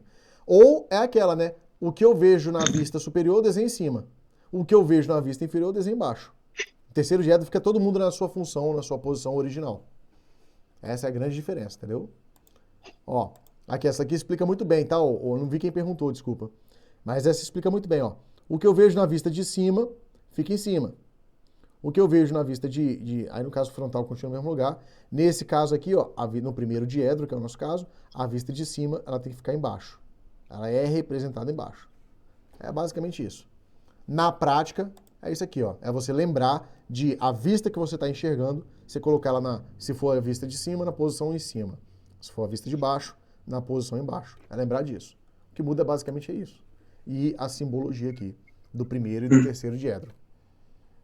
Uma peça que nem essa, que é fácil da gente poder analisar ela, acho que é até fácil ver no terceiro diedro, mas uma peça mais complexa, ela fica mais difícil de fazer a leitura dela, não? Não, qualquer peça. Olha, essa peça aqui, ela é um pouquinho mais complexa, tá vendo? Não é nem tanto. Sim. Mas se eu tiver que colocar ela no terceiro diedro, o que eu tenho que fazer? Subir essa vista superior para ficar em cima. Entendeu? É basicamente isso a diferença. A vista lateral esquerda vem pro lado esquerdo dela. A lateral direita vem pro lado direito de cá. Só inverte as vistas. A vista é a mesma. É só você lembrar que tem que inverter ela de posição. Ou seja, se você estiver nos Estados Unidos lendo um projeto como esse, você tem que lembrar, para não te causar confusão de interpretação, que lá eles trabalham em outro diedro, no terceiro. Ah, então a vista de cima da peça está em cima. É só isso que muda. Do resto é tudo igual. Não muda mais nada, entendeu? Então, ó, aqui, ó, até fiz aqui a apresentação. Ó. Essa é a projeção ortogonal no primeiro diedro. Essa é a projeção ortogonal no terceiro diedro. Ó. A vista superior em cima, parte de cima, a vista frontal e a vista lateral direita aqui no lado, tá vendo? Aqui no primeiro e aqui no terceiro diedro. Percebe? Esse é um ponto de observação. Esse outro aqui que eu queria trazer para vocês dessa aula ainda, ó, é isso aqui. Se eu tiver um ponto... Caramba, alguém correu aqui. Se eu tiver um ponto aqui, ele projeta com muita tranquilidade. Essa é uma linha projetante, para você representar ela num plano de projeção. Se eu tiver uma barra, é só eu conectar duas linhas projetantes até o plano de projeção. A ressalva que eu quero fazer é isso aqui, ó. Essa ressalva é muito importante, porque o módulo 7, basicamente metade das aulas é por causa dessa ocorrência aqui, ó. Entendeu? O módulo 8, metade das aulas do módulo 8 é por causa disso aqui. Perceba que aqui eu tenho uma régua inclinada, vocês vão ver essa aula ainda. Eu acho que na aula do módulo 3 eu faço o exemplo com a régua mesmo. Perceba essa régua inclinada. E se eu projetar ela até a parede com as linhas projetantes, as linhas elas vão paralelas, né? Então aqui no fundo, olha, aqui é a letra a ponta A até a ponta B, ela vai ter um tamanho X. Vai ter um tamanho, vamos botar aqui no valor numérico para facilitar. De A até B ela vai ter 2. Quando eu desenho ela, aqui ela está inclinada, quando eu desenho ela num plano de projeção, imagina que eu estou olhando ela e me afastei ao infinito. De longe eu não percebo essa inclinação. Então eu desenho ela reta. Aqui eu vou ter tipo 1,7. Isso aqui eu tenho 2, aqui eu vou ter tipo 1,7. Eu tenho uma perda. Ou seja, é isso que eu quero dizer, ó. Uma pecinha retangular mantém as mesmas medidas em verdadeira grandeza. Uma pecinha inclinada, ela diminui o tamanho dela. Tá vendo? Então toda vez que vocês forem fazer uma projeção, toda vez que vocês forem desenvolver uma projeção de uma peça com partes oblíquas, né, parte inclinada, vocês vão ter uma perda. Isso faz existir o módulo 8 do nosso curso, que são as representações especiais. Entendeu? Para você ver Cara, vocês vão ver que isso dá muito problema em várias peças. Então, para a gente resolver esses problemas, existe o módulo 8. O módulo 8 ele vem resolver todos os problemas de interpretação de partes oblíquas. E essas partes oblíquas são as partes que mais dão dificuldade na hora que vocês vão ler desenhos básicos, que é do módulo de imersão em desenho técnico. Em desenho mecânico eu facilito a leitura dessas partes, desses desenhos mais complicados, né? A parte oblíqua, ela faz existir o módulo 8 do nosso curso. Tá bom? Então esse é um ponto que eu queria trazer para vocês terem uma atenção especial nisso aqui. Principalmente, se possível, eu sei que tem hora que vocês vão fazendo curso, o exercício está muito fácil, eu não vou fazer não, estou perdendo tempo. Mas eu queria que vocês dessem uma atenção muito especial à aula 1 do módulo 3, inclusive com os exercícios. Ela é muito importante para o curso inteiro. Pra vocês terem ideia, essa aula é o motivo da existência do módulo 8. Só para vocês terem noção da importância que ela tem. Essa aula aqui do aula 3 do módulo 1. Caracas, aula 1 do módulo 3, né? Aí aqui são informações básicas, né? Que isso aqui, qualquer coisa vocês me falam, né? Que são todas as vistas, a frontal, a superior. Deixa eu só fazer uma ressalva aqui. Deixa eu puxar para uma tela aqui interessante, né? Senão aqui, porque... Isso aqui, deixa eu ver se... Aqui eu não tenho não, porque aqui eu fui mais resumido. Tá bom. Aqui eu fui mais resumido. Deixa eu puxar aqui uma observação aqui para vocês. Beleza. Olha só. Vocês estavam vendo minha tela, gente? Eu fiquei na dúvida agora. O slide que estava mostrando? Ah, vocês não estavam vendo não. Jesus, espera aí. Agora sim. Então foi isso aqui que eu... Isso aqui, ó. Esse que eu estava falando para vocês, dessa parte oblíqua. Eu estava mostrando, achando que vocês estavam vendo. Essa parte aqui, ó. Vocês viram isso aqui quando eu falei, ó? Da linha reta, da projeção. Deixa eu ver aqui que vocês devem estar falando comigo. Sim, esse aí nós vimos. Ah, menos mal. Esse aqui que eu estava mostrando mesmo. Foi mal. Então vamos lá. Então deixa eu puxar aqui então para eu botar lá na página certa. Aqui, ó.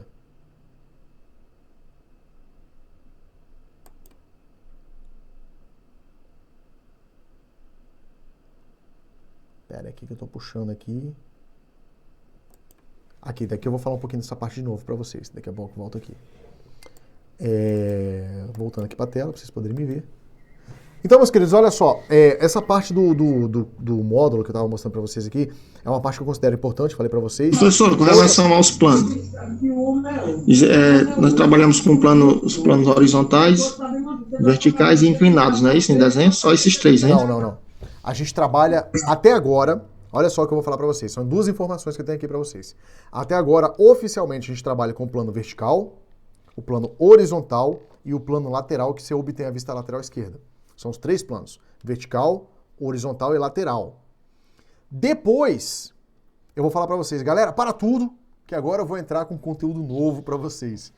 E até hoje eu falei que era isso, mas existe mais um plano, que aí é o plano oblíquo que você está me falando, que é o plano auxiliar, entendeu? Então assim, vamos segmentar o entendimento. Até agora, a gente só trabalha com três planos. Vertical, horizontal e o lateral. Depois eu vou confessar para vocês que eu vou inserir mais um plano, que é o plano auxiliar, para desenhar as partes oblíquas, tá bom? Mas depois, isso vai ficar lá no módulo 8, tá? Eu segmentei bem isso, separei bem para vocês entenderem que aquilo ali é um recurso que a gente tem para facilitar a interpretação. Não é uma regra, é um recurso, entende? É tipo como se fosse uma gambiarra, para a gente poder facilitar a leitura e interpretação. Então a gente trabalha essencialmente com três e eu vou apresentar esse quarto como recurso para vocês desenvolverem projetos no geral, tá? E aí eu queria falar para vocês o seguinte, uma coisa que eu queria ressaltar para vocês que é importante, isso é importante saber, para prova, para concurso. Esses dias, em 2016 eu fiz uma prova para o Exército, para virar desenhista do Exército, né?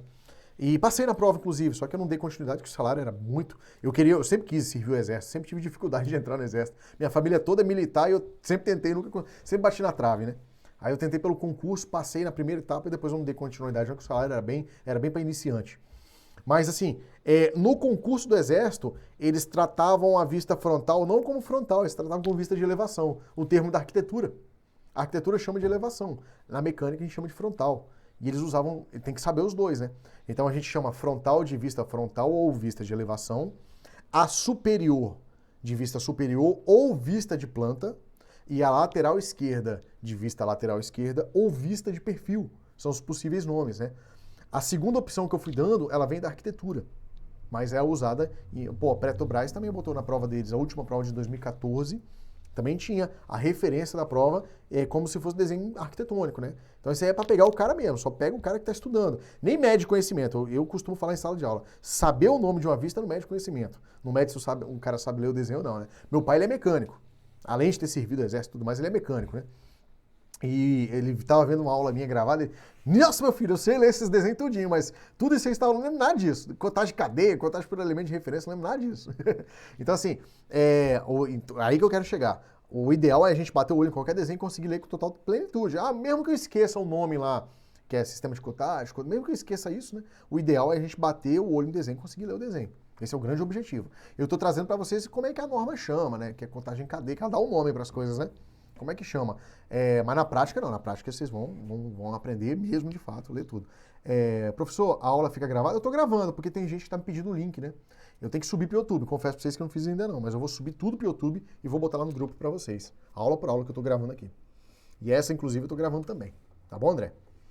Eu vou gravar e depois eu subo para o YouTube. Só que eu vou subir no modo privado, tá? Para ninguém ter acesso, só a gente mesmo ter acesso. Aí eu passo o link para vocês. Boto uma tabela do Excel e subo o link para vocês. E vou atualizando essa tabela. Voltando aqui, mais uns pontos importantes da aula aqui. A parte oblíqua.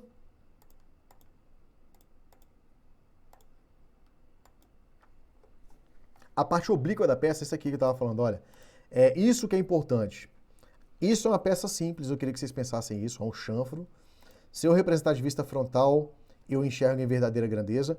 Em vista superior, essa parte comprida, inclinada, é como se eu estivesse me afastando ao infinito. Aí o raciocínio é aquele. Se você olhar pelo Google Maps, lá de cima, você não vê os desníveis das ruas, a descida e a subida da rua. Você vai ver uma rua reta, né? E isso acontece com as peças. Eu imagino o observador afastado ao infinito. Então ele não vê esse desnível. Quando ele olha de cima, ele vê essa parte aqui, ó, dessa maneira, pequenininha. Aqui, ó. Engraçado. Deixa eu subir a tela para ficar melhor. Aqui, ó. Ele vê essa parte aqui, ó, ela inclinada aqui, tá vendo? Só que ele vê reto, né? Ele vê essa parte reta, vê a parte reta e vê a parte de trás. Essas deformações, aqui tem uma deformação e aqui tem outra deformação, porque agora olhando de frente, ele vê o comprimento dela quase como um todo, mas como tem uma queda para trás, tem uma perda de medida. Então, essa informação que eu estou chamando aqui a atenção para vocês, que faz existir o módulo 8 do nosso curso, que é aquela que eu mostrei lá atrás, que é essa aqui, ó. Então quer dizer, professor, que a parte de baixo é a parte de cima, que é a vista de cima? Deixa eu voltar aqui.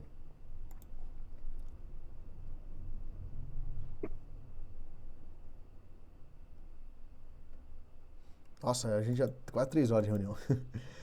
Vamos aqui, voltei na tela cheia. Aqui, ó. A parte de baixo, você está falando isso aqui, né? Isso. É a parte de cima, é você se posicionando em cima da peça, onde está a seta amarela.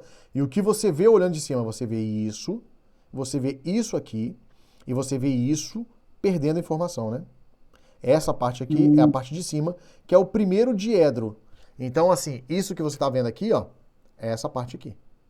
Percebe? Ah, sim. Nos Estados Unidos, que é terceiro diedro. Isso é o que confunde quando a gente está iniciando, professor, porque a gente imagina como se fosse um espelho, né?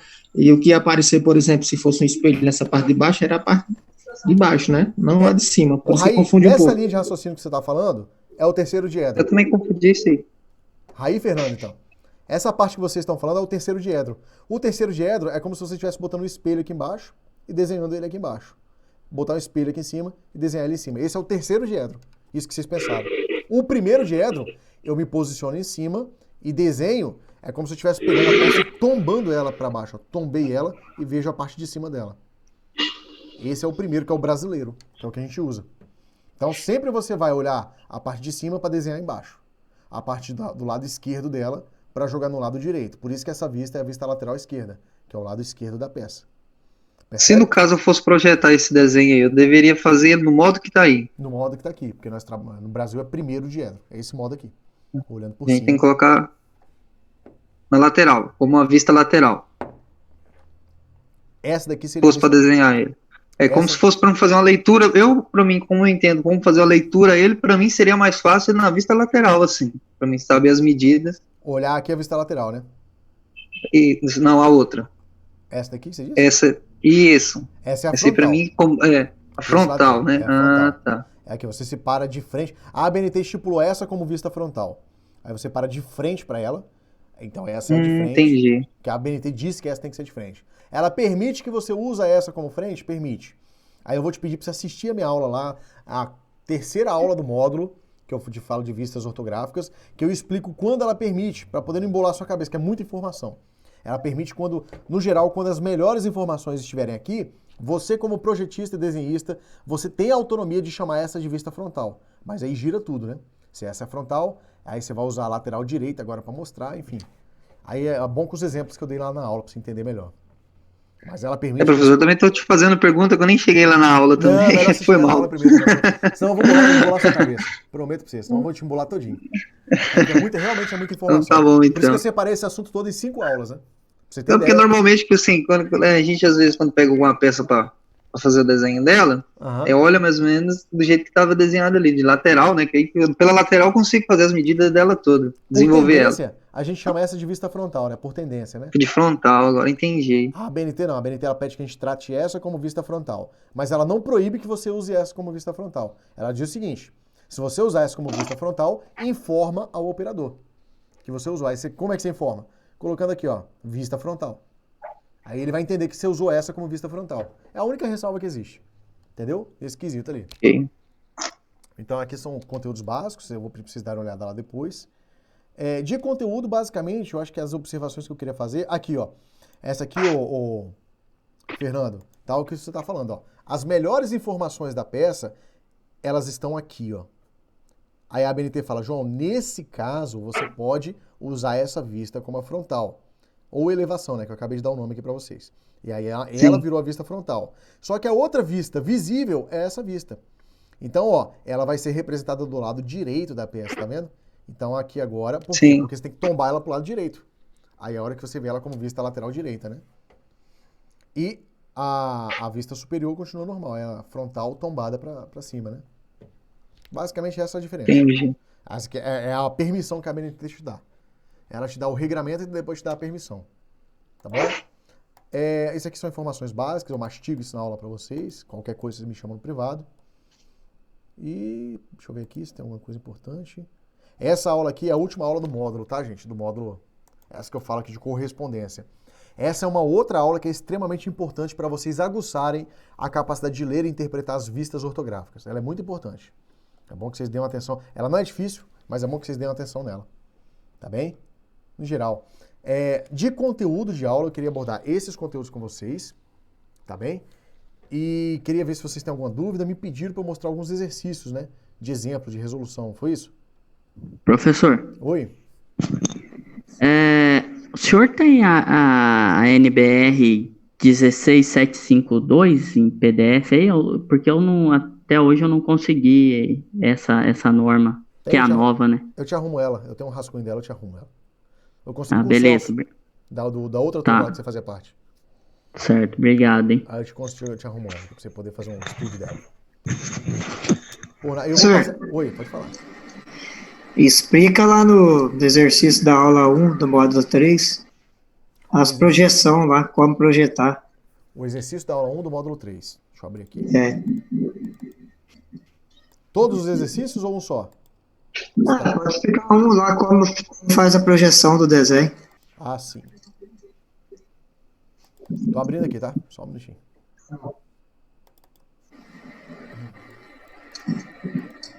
Aí, gente, eu vou fazer o seguinte. Como eu tô explicando agora exercício, a live deve cair daqui a 4 minutos, mais ou menos, né? Pelo tempo aqui que eu tenho, 4 minutos. Aí quem quiser ver eu explicando essa coisa, é só voltar comigo, tá bom? Mas basicamente o conteúdo era isso que eu ia abordar hoje com vocês. Agora, basicamente, eu vou ficar aqui por conta dos exercícios que podem pintar alguma dúvida, né? Beleza? Se cair, aí volta, quem estiver aqui para poder pegar o exercício, volta tranquilamente comigo. Deixa eu subir aqui a tela, peraí. Aqui, subir a tela. Aqui nós estamos com essa tela, agora sim.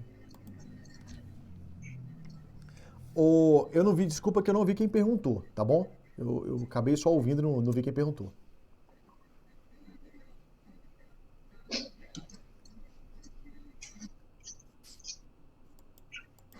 Aqui, ó. Eu tô com ele aberto aqui agora, o exercício, tá bem? Esse exercício aqui, gente, tá Sumiu aí o exercício. Subiu? Sumiu. Tá aparecendo não? Eu sei o que é já, só um minutinho, que eu troquei a tela.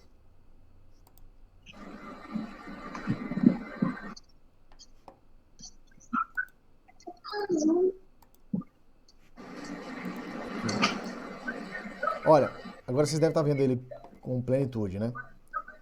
Aqui, esse exercício, gente, ele é muito simples, tá bom? Mas ele é muito importante. Ele é simples, mas é muito importante. Porque é aqui que a gente vai ganhar a noção do que é uma representação. Vamos lá. Esse X aqui, ele existe, tá no ar, eu tenho que representar ele no plano horizontal. Como é que eu faço? Eu imagino ele, uma linha projetante, vocês vão ter que fazer essa linha projetante, uma linha reta, e vai tocar no anteparo. Quando tocar no anteparo, você vai desenhar o X na mesma direção. Projetei esse X no plano horizontal. Agora esse segundo exercício. Esse ponto A até o ponto B é uma reta. Para eu projetar ela nesse anteparo no plano horizontal, como é que eu faço? Desenho uma linha auxiliar aqui, projetante, uma aqui projetante. As duas vão tocar o anteparo. Eu ligo uma na outra aqui. Eu projetei essa reta flutuante nesse anteparo no plano horizontal. Esse quadrado, uma linha projetante aqui, uma em B, uma em C e uma em D. Vai bater aqui no anteparo. Agora deu para entender bem, professor. Deu para entender? Isso é o treino. Esse treino ele é muito simples. Deixa eu ver quem falou comigo. Foi, é o André. André, esse treino ele é muito simples, André, mas você não tem noção da importância que ele tem para você entender o que é uma projeção. Quando você entende isso aqui, o resto flui. O resto começa a fluir, entendeu? Professor, Oi? essa segunda aí, volta a segunda questão. No caso aí, quando eu representar aí, essa segunda aí, fica como se fosse um inclinado, é isso? Ficaria distorcido aí? Não, vai ficar. Nesse caso aqui não, porque você vai desenhar exatamente na mesma inclinação, né? Ó, é como se estivesse posicionado de cima. É só a tela tocar a tela tocar embaixo aí. Mesmo. Tocou a folha aqui embaixo, tocou aqui embaixo, você vai riscar a reta aqui, ela vai ficar inclinada, vai ficar desenhada. É só isso, só isso que é pra fazer aí. É só isso que é pra fazer, é só esse treino. O que eu tô desenvolvendo aqui, na verdade, é a maldade de vocês interpretarem alguma coisa projetada. Não, tá certo. Por isso que eu falo, eu começo exatamente do zero absoluto mesmo. Quando eu vou falar de projeção ortogonal, eu começo do zero absoluto mesmo, entendeu? É que eu tava fazendo confusão, eu achei que era pra projetar ela na frente já. Não, é só projetar ela caindo aqui mesmo. Puf, fez uma reta. Não, agora eu entendi. Eu não tava entendendo isso. Pra você ter ideia, aqui é bem básico, ó. Diedro 1, 2, 3. Aí é fácil. Aí já. Aqui, ó. E essa aí? Aqui você vai representar essa reta aqui também embaixo, aqui no plano horizontal. Então, assim, a atividade é bem simples, mas é porque... Professor, tem como o senhor explicar a terceira aí mais outra vez? A terceira, essa aqui, né? Isso. Se cair, eu vou voltar, tá, gente? Ó, você vai projetar uma linha projetante em A. Start.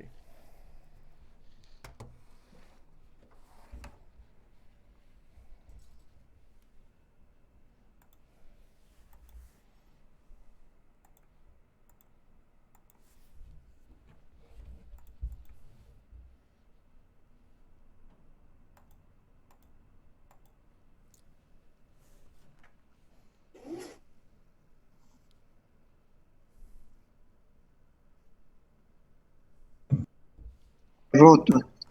Beleza. Tá respondendo em general aqui que tá pensando, vai demorar. General bate firme, tá? General aqui é... Eu chamo ela de general, ela fica bolada comigo. Salvei ela como general no celular e ela ficou bem... General tem que botar em amor. Eu falei, mas você é bom general. Aqui. Deixa eu subir aqui a tela agora, gente. Só um minutinho.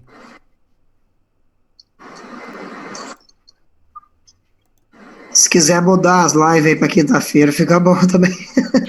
Não, pô, pra mim não tem problema não. Sexta, quinta... Na verdade, se eu for mudar, tem que fazer uma votação com vocês lá, né? Vê lá no grupo lá. Tá? Pra mim não faz diferença não. Sexta, quinta. Às vezes na sexta a pessoa quer fazer alguma coisa, né? Não, aí sim, aí às vezes pega, né? Inclusive vocês mesmo, se vocês quiserem mudar um dia também, vocês falam comigo, jogar pro sábado, pro domingo, pra mim... Vê lá se todo mundo quiser mudar lá pra quinta-feira. Pra mim é muito flexível, pra mim realmente não faz diferença. Aí aqui, ó, vocês pediram o número 3. Eu imagino, é porque não tem como desenhar. Eu sei que tem uma ferramenta no computador, tem que conhecer ela ainda. Você vai pegar aqui, ó, uma linha projetante, riscando aqui, ó. Tem que projetar as 4 linhas aí. Exatamente, ó, riscou uma, bateu aqui embaixo. Pegou em B, você vai bater aqui embaixo. Pegou em C, você vai bater aqui embaixo. D também. Mesma coisa, vai bater aqui embaixo. Quando você só bater as linhas e fechar ou só bater? Bater é quando você riscar de A até B, de B até C, C até D e D até A, esse mesmo quadrado vai ser desenhado aqui, ó, no anteparo. Então, é isso. Entendi.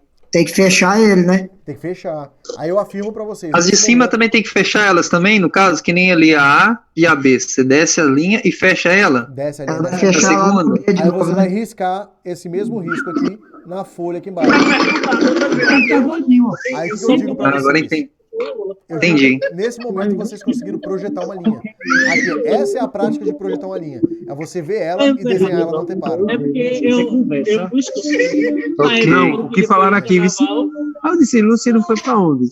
Aí disseram, não, ele foi se encontrar. Aí o outro disse, foi comer uma rola de novo. Mas não, hein? Pera aí, botei aqui um que tava vindo som. Só um segundinho subindo aqui de novo. Aqui, ó. Qualquer coisa você desmuta aí, tá, gente? Só botei o que tava vindo o som pra cá. Então, o que acontece? Essa é a prática de projetar alguma coisa. Você vê ela e desenha ela no anteparo. Exatamente como você vê. Você vê ela e desenha ela no anteparo. Essa é a prática. Essa aula eu costumo falar que é a aula que abre a cabeça. Você vai abrir a cabeça, vai causar uma explosão no seu cérebro, a partir daí você vai começar a projetar qualquer coisa. Ô, professor. Oi? Eu achei interessante das ideias de falar dos exercícios, porque daí a gente consegue fazer mais fácil lá os exercícios, né? Sim, e eu achei legal, por isso eu fiquei pensando aí, cada módulo, se a gente conversasse um pouco sobre todos os exercícios, hoje tá tarde, eu sei que tá tarde, mas seria bom pra gente aí, na hora de fazer fica bem mais fácil. Tô super dentro. Sua ideia é muito boa mesmo, cara. Eu vou anotando os exercícios. Ajuda bastante. Você tem ideia para gravar uma aula depois só com correção. Eu vou gravar um monte de aula de correção depois. Porque se a gente pegar igual essa ideia que o senhor já deu, eu não tava conseguindo fazer nem o primeiro. Por causa disso mesmo. Aí, como explicação de hoje, já melhorou bastante. O senhor também, no módulo também, o senhor tem um gabarito, não tem? Tenho, no primeiro ao quarto módulo, eu tenho colocado para vocês, do primeiro ao quarto módulo, eu botei uma apostila lá, e coloquei o gabarito da apostila junto, né? Então tem algumas coisas lá que vai ter que... no caso, eu baixei as apostilas, né? Eu não consegui achar, não, o gabarito, eu vou olhar lá. Não tem um gabarito. Na primeira aula, que é a aula de boas-vindas, né? Eu já botei os 3 lá. A apostila do curso assim, do primeiro ao quarto módulo, a apostila de gabarito e a apostila de exercício. Mas se você está fazendo exercício por aula, o exercício por aula, a apostila de exercício são todos os exercícios juntos numa apostila só. É o mesmo exercício. Não precisa... Isso. Entendeu? Não tem preocupação em imprimir tudo, não. Mas a ideia que eu dei aí foi boa, eu gostei dessa. Vocês podem ser... Vai ser bom pra gente mesmo. Professor, deixa eu fazer bem mais rápido os exercícios. No caso, a partir da quarta aula pra frente, vai ter outra apostila pra ser também ou não? Cara, o que eu tô fazendo? Como o módulo de desenho mecânico, eu tô criando os módulos adicionais, porque o pessoal da outra turma me pediu muito. Um módulo de simbologia de soldagem, um módulo de... Eu tô criando esses módulos mesmo. Criando assim, trazendo pra cá. Essa é muito boa, hein? Um módulo de leitura de conjunto, não foi leitura de conjunto mecânico, não, foi de representação de elementos de máquina. São 2 módulos que eu estou criando dentro do curso. Estou trazendo de informação para vocês. Então o que acontece? Como eu estou montando esse material, montando o que eu digo é fazendo as pesquisas, pegando o conteúdo e transformando em aula para vocês. Como eu estou fazendo isso, assim que eu terminar, o que eu vou fazer? Eu vou juntar todo esse conteúdo e vou montar uma apostila para desenho mecânico também. E vou deixar disponibilizado para vocês. Mas já ressalto que os conteúdos que eu deixo por aula é o mesmo que está na apostila. É o mesmo, exatamente o mesmo. Entendeu? Eu só vou lá na aula, copio o conteúdo que eu deixei no slide para vocês lá e monto a apostila e reescrevo alguma coisa, porque no slide eu falo muito a minha língua, né? Aí eu tenho que deixar mais profissional na apostila. Cada aula aí tem uma parte da apostila, então. Exatamente, cada aula. E se você imprimiu a apostila, tem gente que imprimiu a apostila. Se você imprimiu a apostila e acompanhando a apostila, o tópico 1.1, por exemplo, equivale à aula 1.1, a aula 1 do módulo 1. Mas a apostila inteira tá onde? Eu tenho que imprimir aula por aula? Não, fica a seu critério. Você pode imprimir aula por aula, que eu disponibilizo o PDF lá da aula para vocês. Mas tem ela completa também? O quê? Tem, no caso eu fiz assim. Eu baixei ela completa. Ela dá 201. Então, mas você foi baixando aula por aula, né? Não. No caso, eu fui lá, que ele tem no começo do curso dele, lá, bem na primeira aula, ele tem a introdução dela lá, aula de boas-vindas, e lá tem a apostila do curso completo, e tem também das atividades completas, e também tem do gabarito. E só que no caso eu fiz só da apostila e das atividades. Não, entendi agora. Agora entendi. E lá no curso, lá na aula de boas-vindas, todo o conteúdo que está lá, mais todos os exercícios, eu garanto para vocês que está diluído aula por aula também. Vocês vão encontrar isso em todas as aulas, entendeu? E você pode ficar tranquilo com isso. Então, a forma que você preferir. Beleza. Quero baixar a apostila, quero baixar os arquivos de cada aula. A forma que você quiser fazer, você vai ter o mesmo conteúdo. Isso eu garanto. Bom, eu particularmente eu preferi baixar pela apostila, porque é bem mais fácil pra você manusear, pra você guardar em cada... É verdade. Eu mesmo encardenei ela, ficou parecendo um livrozinho, ficou bacana, que nem mesmo quando você tá... Ideia boa, eu vou baixar também. E eu vou fazer a mesma coisa para o desenho mecânico. Quando eu fizer, eu vou disponibilizar para vocês de novo, mas assim, dentro do curso ainda vocês vão ter acesso a ela já. É porque demora mesmo, né? Eu tô fazendo um trabalho quase de cientista ali. Prometo que eu vou entregar o melhor material do mundo e vou falar mais para vocês. Beleza. Podem ficar tranquilo, podem usar aí, quem for professor pode usar para dar aula. Tranquilo, cara, não tem problema nenhum. Professor, você prometeu uma coisa para nós aí que eu vou usar ela. O senhor prometeu para nós aí, eu tô aguardando até agora ainda, que é uma apostilinha sobre o paquímetro. Sim, não, prometi. Eu vou entregar mais para vocês, porque realmente eu não tive tempo, porque eu tenho que baixar aula, cada aula é 1 GB, né? Eu vou baixar elas do servidor que eu tenho, vou subir no YouTube, vou mandar o link para vocês terem acesso, entendeu? Eu só não fiz por causa disso. Sim. Porque essa interface vai demorar um pouquinho. Mas eu prometo. Eu achei que você ia mandar ela fazer com um arquivo, como no PDF também, para nós poder baixar. Ah, não, tem o PDF. O PDF eu libero também. O PDF já tem tudo Mas pronto. seria ótimo para nós, hein? Eu vou te dar o link. Vou botar lá no grupo pra vocês pegam o link para baixar tudo. Professor, beleza. Então vamos fazer assim dos exercícios, igual eu pedi para você, se você puder fazer pra gente, para ajudar nós. Deixa eu só entender, André, se eu entendi certo o que você está falando. Em cada live que a gente for fazer, resolver os exercícios, né? Dá umas explicações, né? E a gente se vira para fazer depois. Sim. Uma explicação rápida, assim, de exercício por exercício. Pode contar com isso que eu vou fazer. Ou o senhor gravar uma aula específica, não sei o que é melhor para você. O que eu vou fazer? Eu tenho que finalizar o curso lá, eu tô lá na frente, lá no módulo 10 já. Eu tenho que finalizar. Quando eu finalizar ele lá, eu vou voltar ajustando algumas coisas, tipo a norma que atualizou, que eu já estou informando para vocês que atualizou. Eu vou voltar ajustando algumas coisas. E quando eu voltar ajustando aula por aula ali, o que precisa ser ajustado, algumas aulas eu vou precisar ajustar, justamente o número, né? Porque no meio da aula eu falo, a norma lá 8406, por exemplo, essa norma já não existe mais, ela virou outra, entendeu? Essas aulas que eu faço, essas menções, eu vou lá, vou tirar do servidor, regravar ela e vou subir de novo. Aí eu vou falar, galera, a aula 1 eu atualizei o conteúdo. Aí vocês vão poder dar uma olhada. Aí, à medida que eu vou passando as aulas, o que eu vou fazendo? Eu vou aproveitar e vou gravando um vídeo de resolução de exercício. E eu vou deixar na mesma página, eu vou deixar lá, link, resolução de exercícios. Aí vocês vão ter acesso.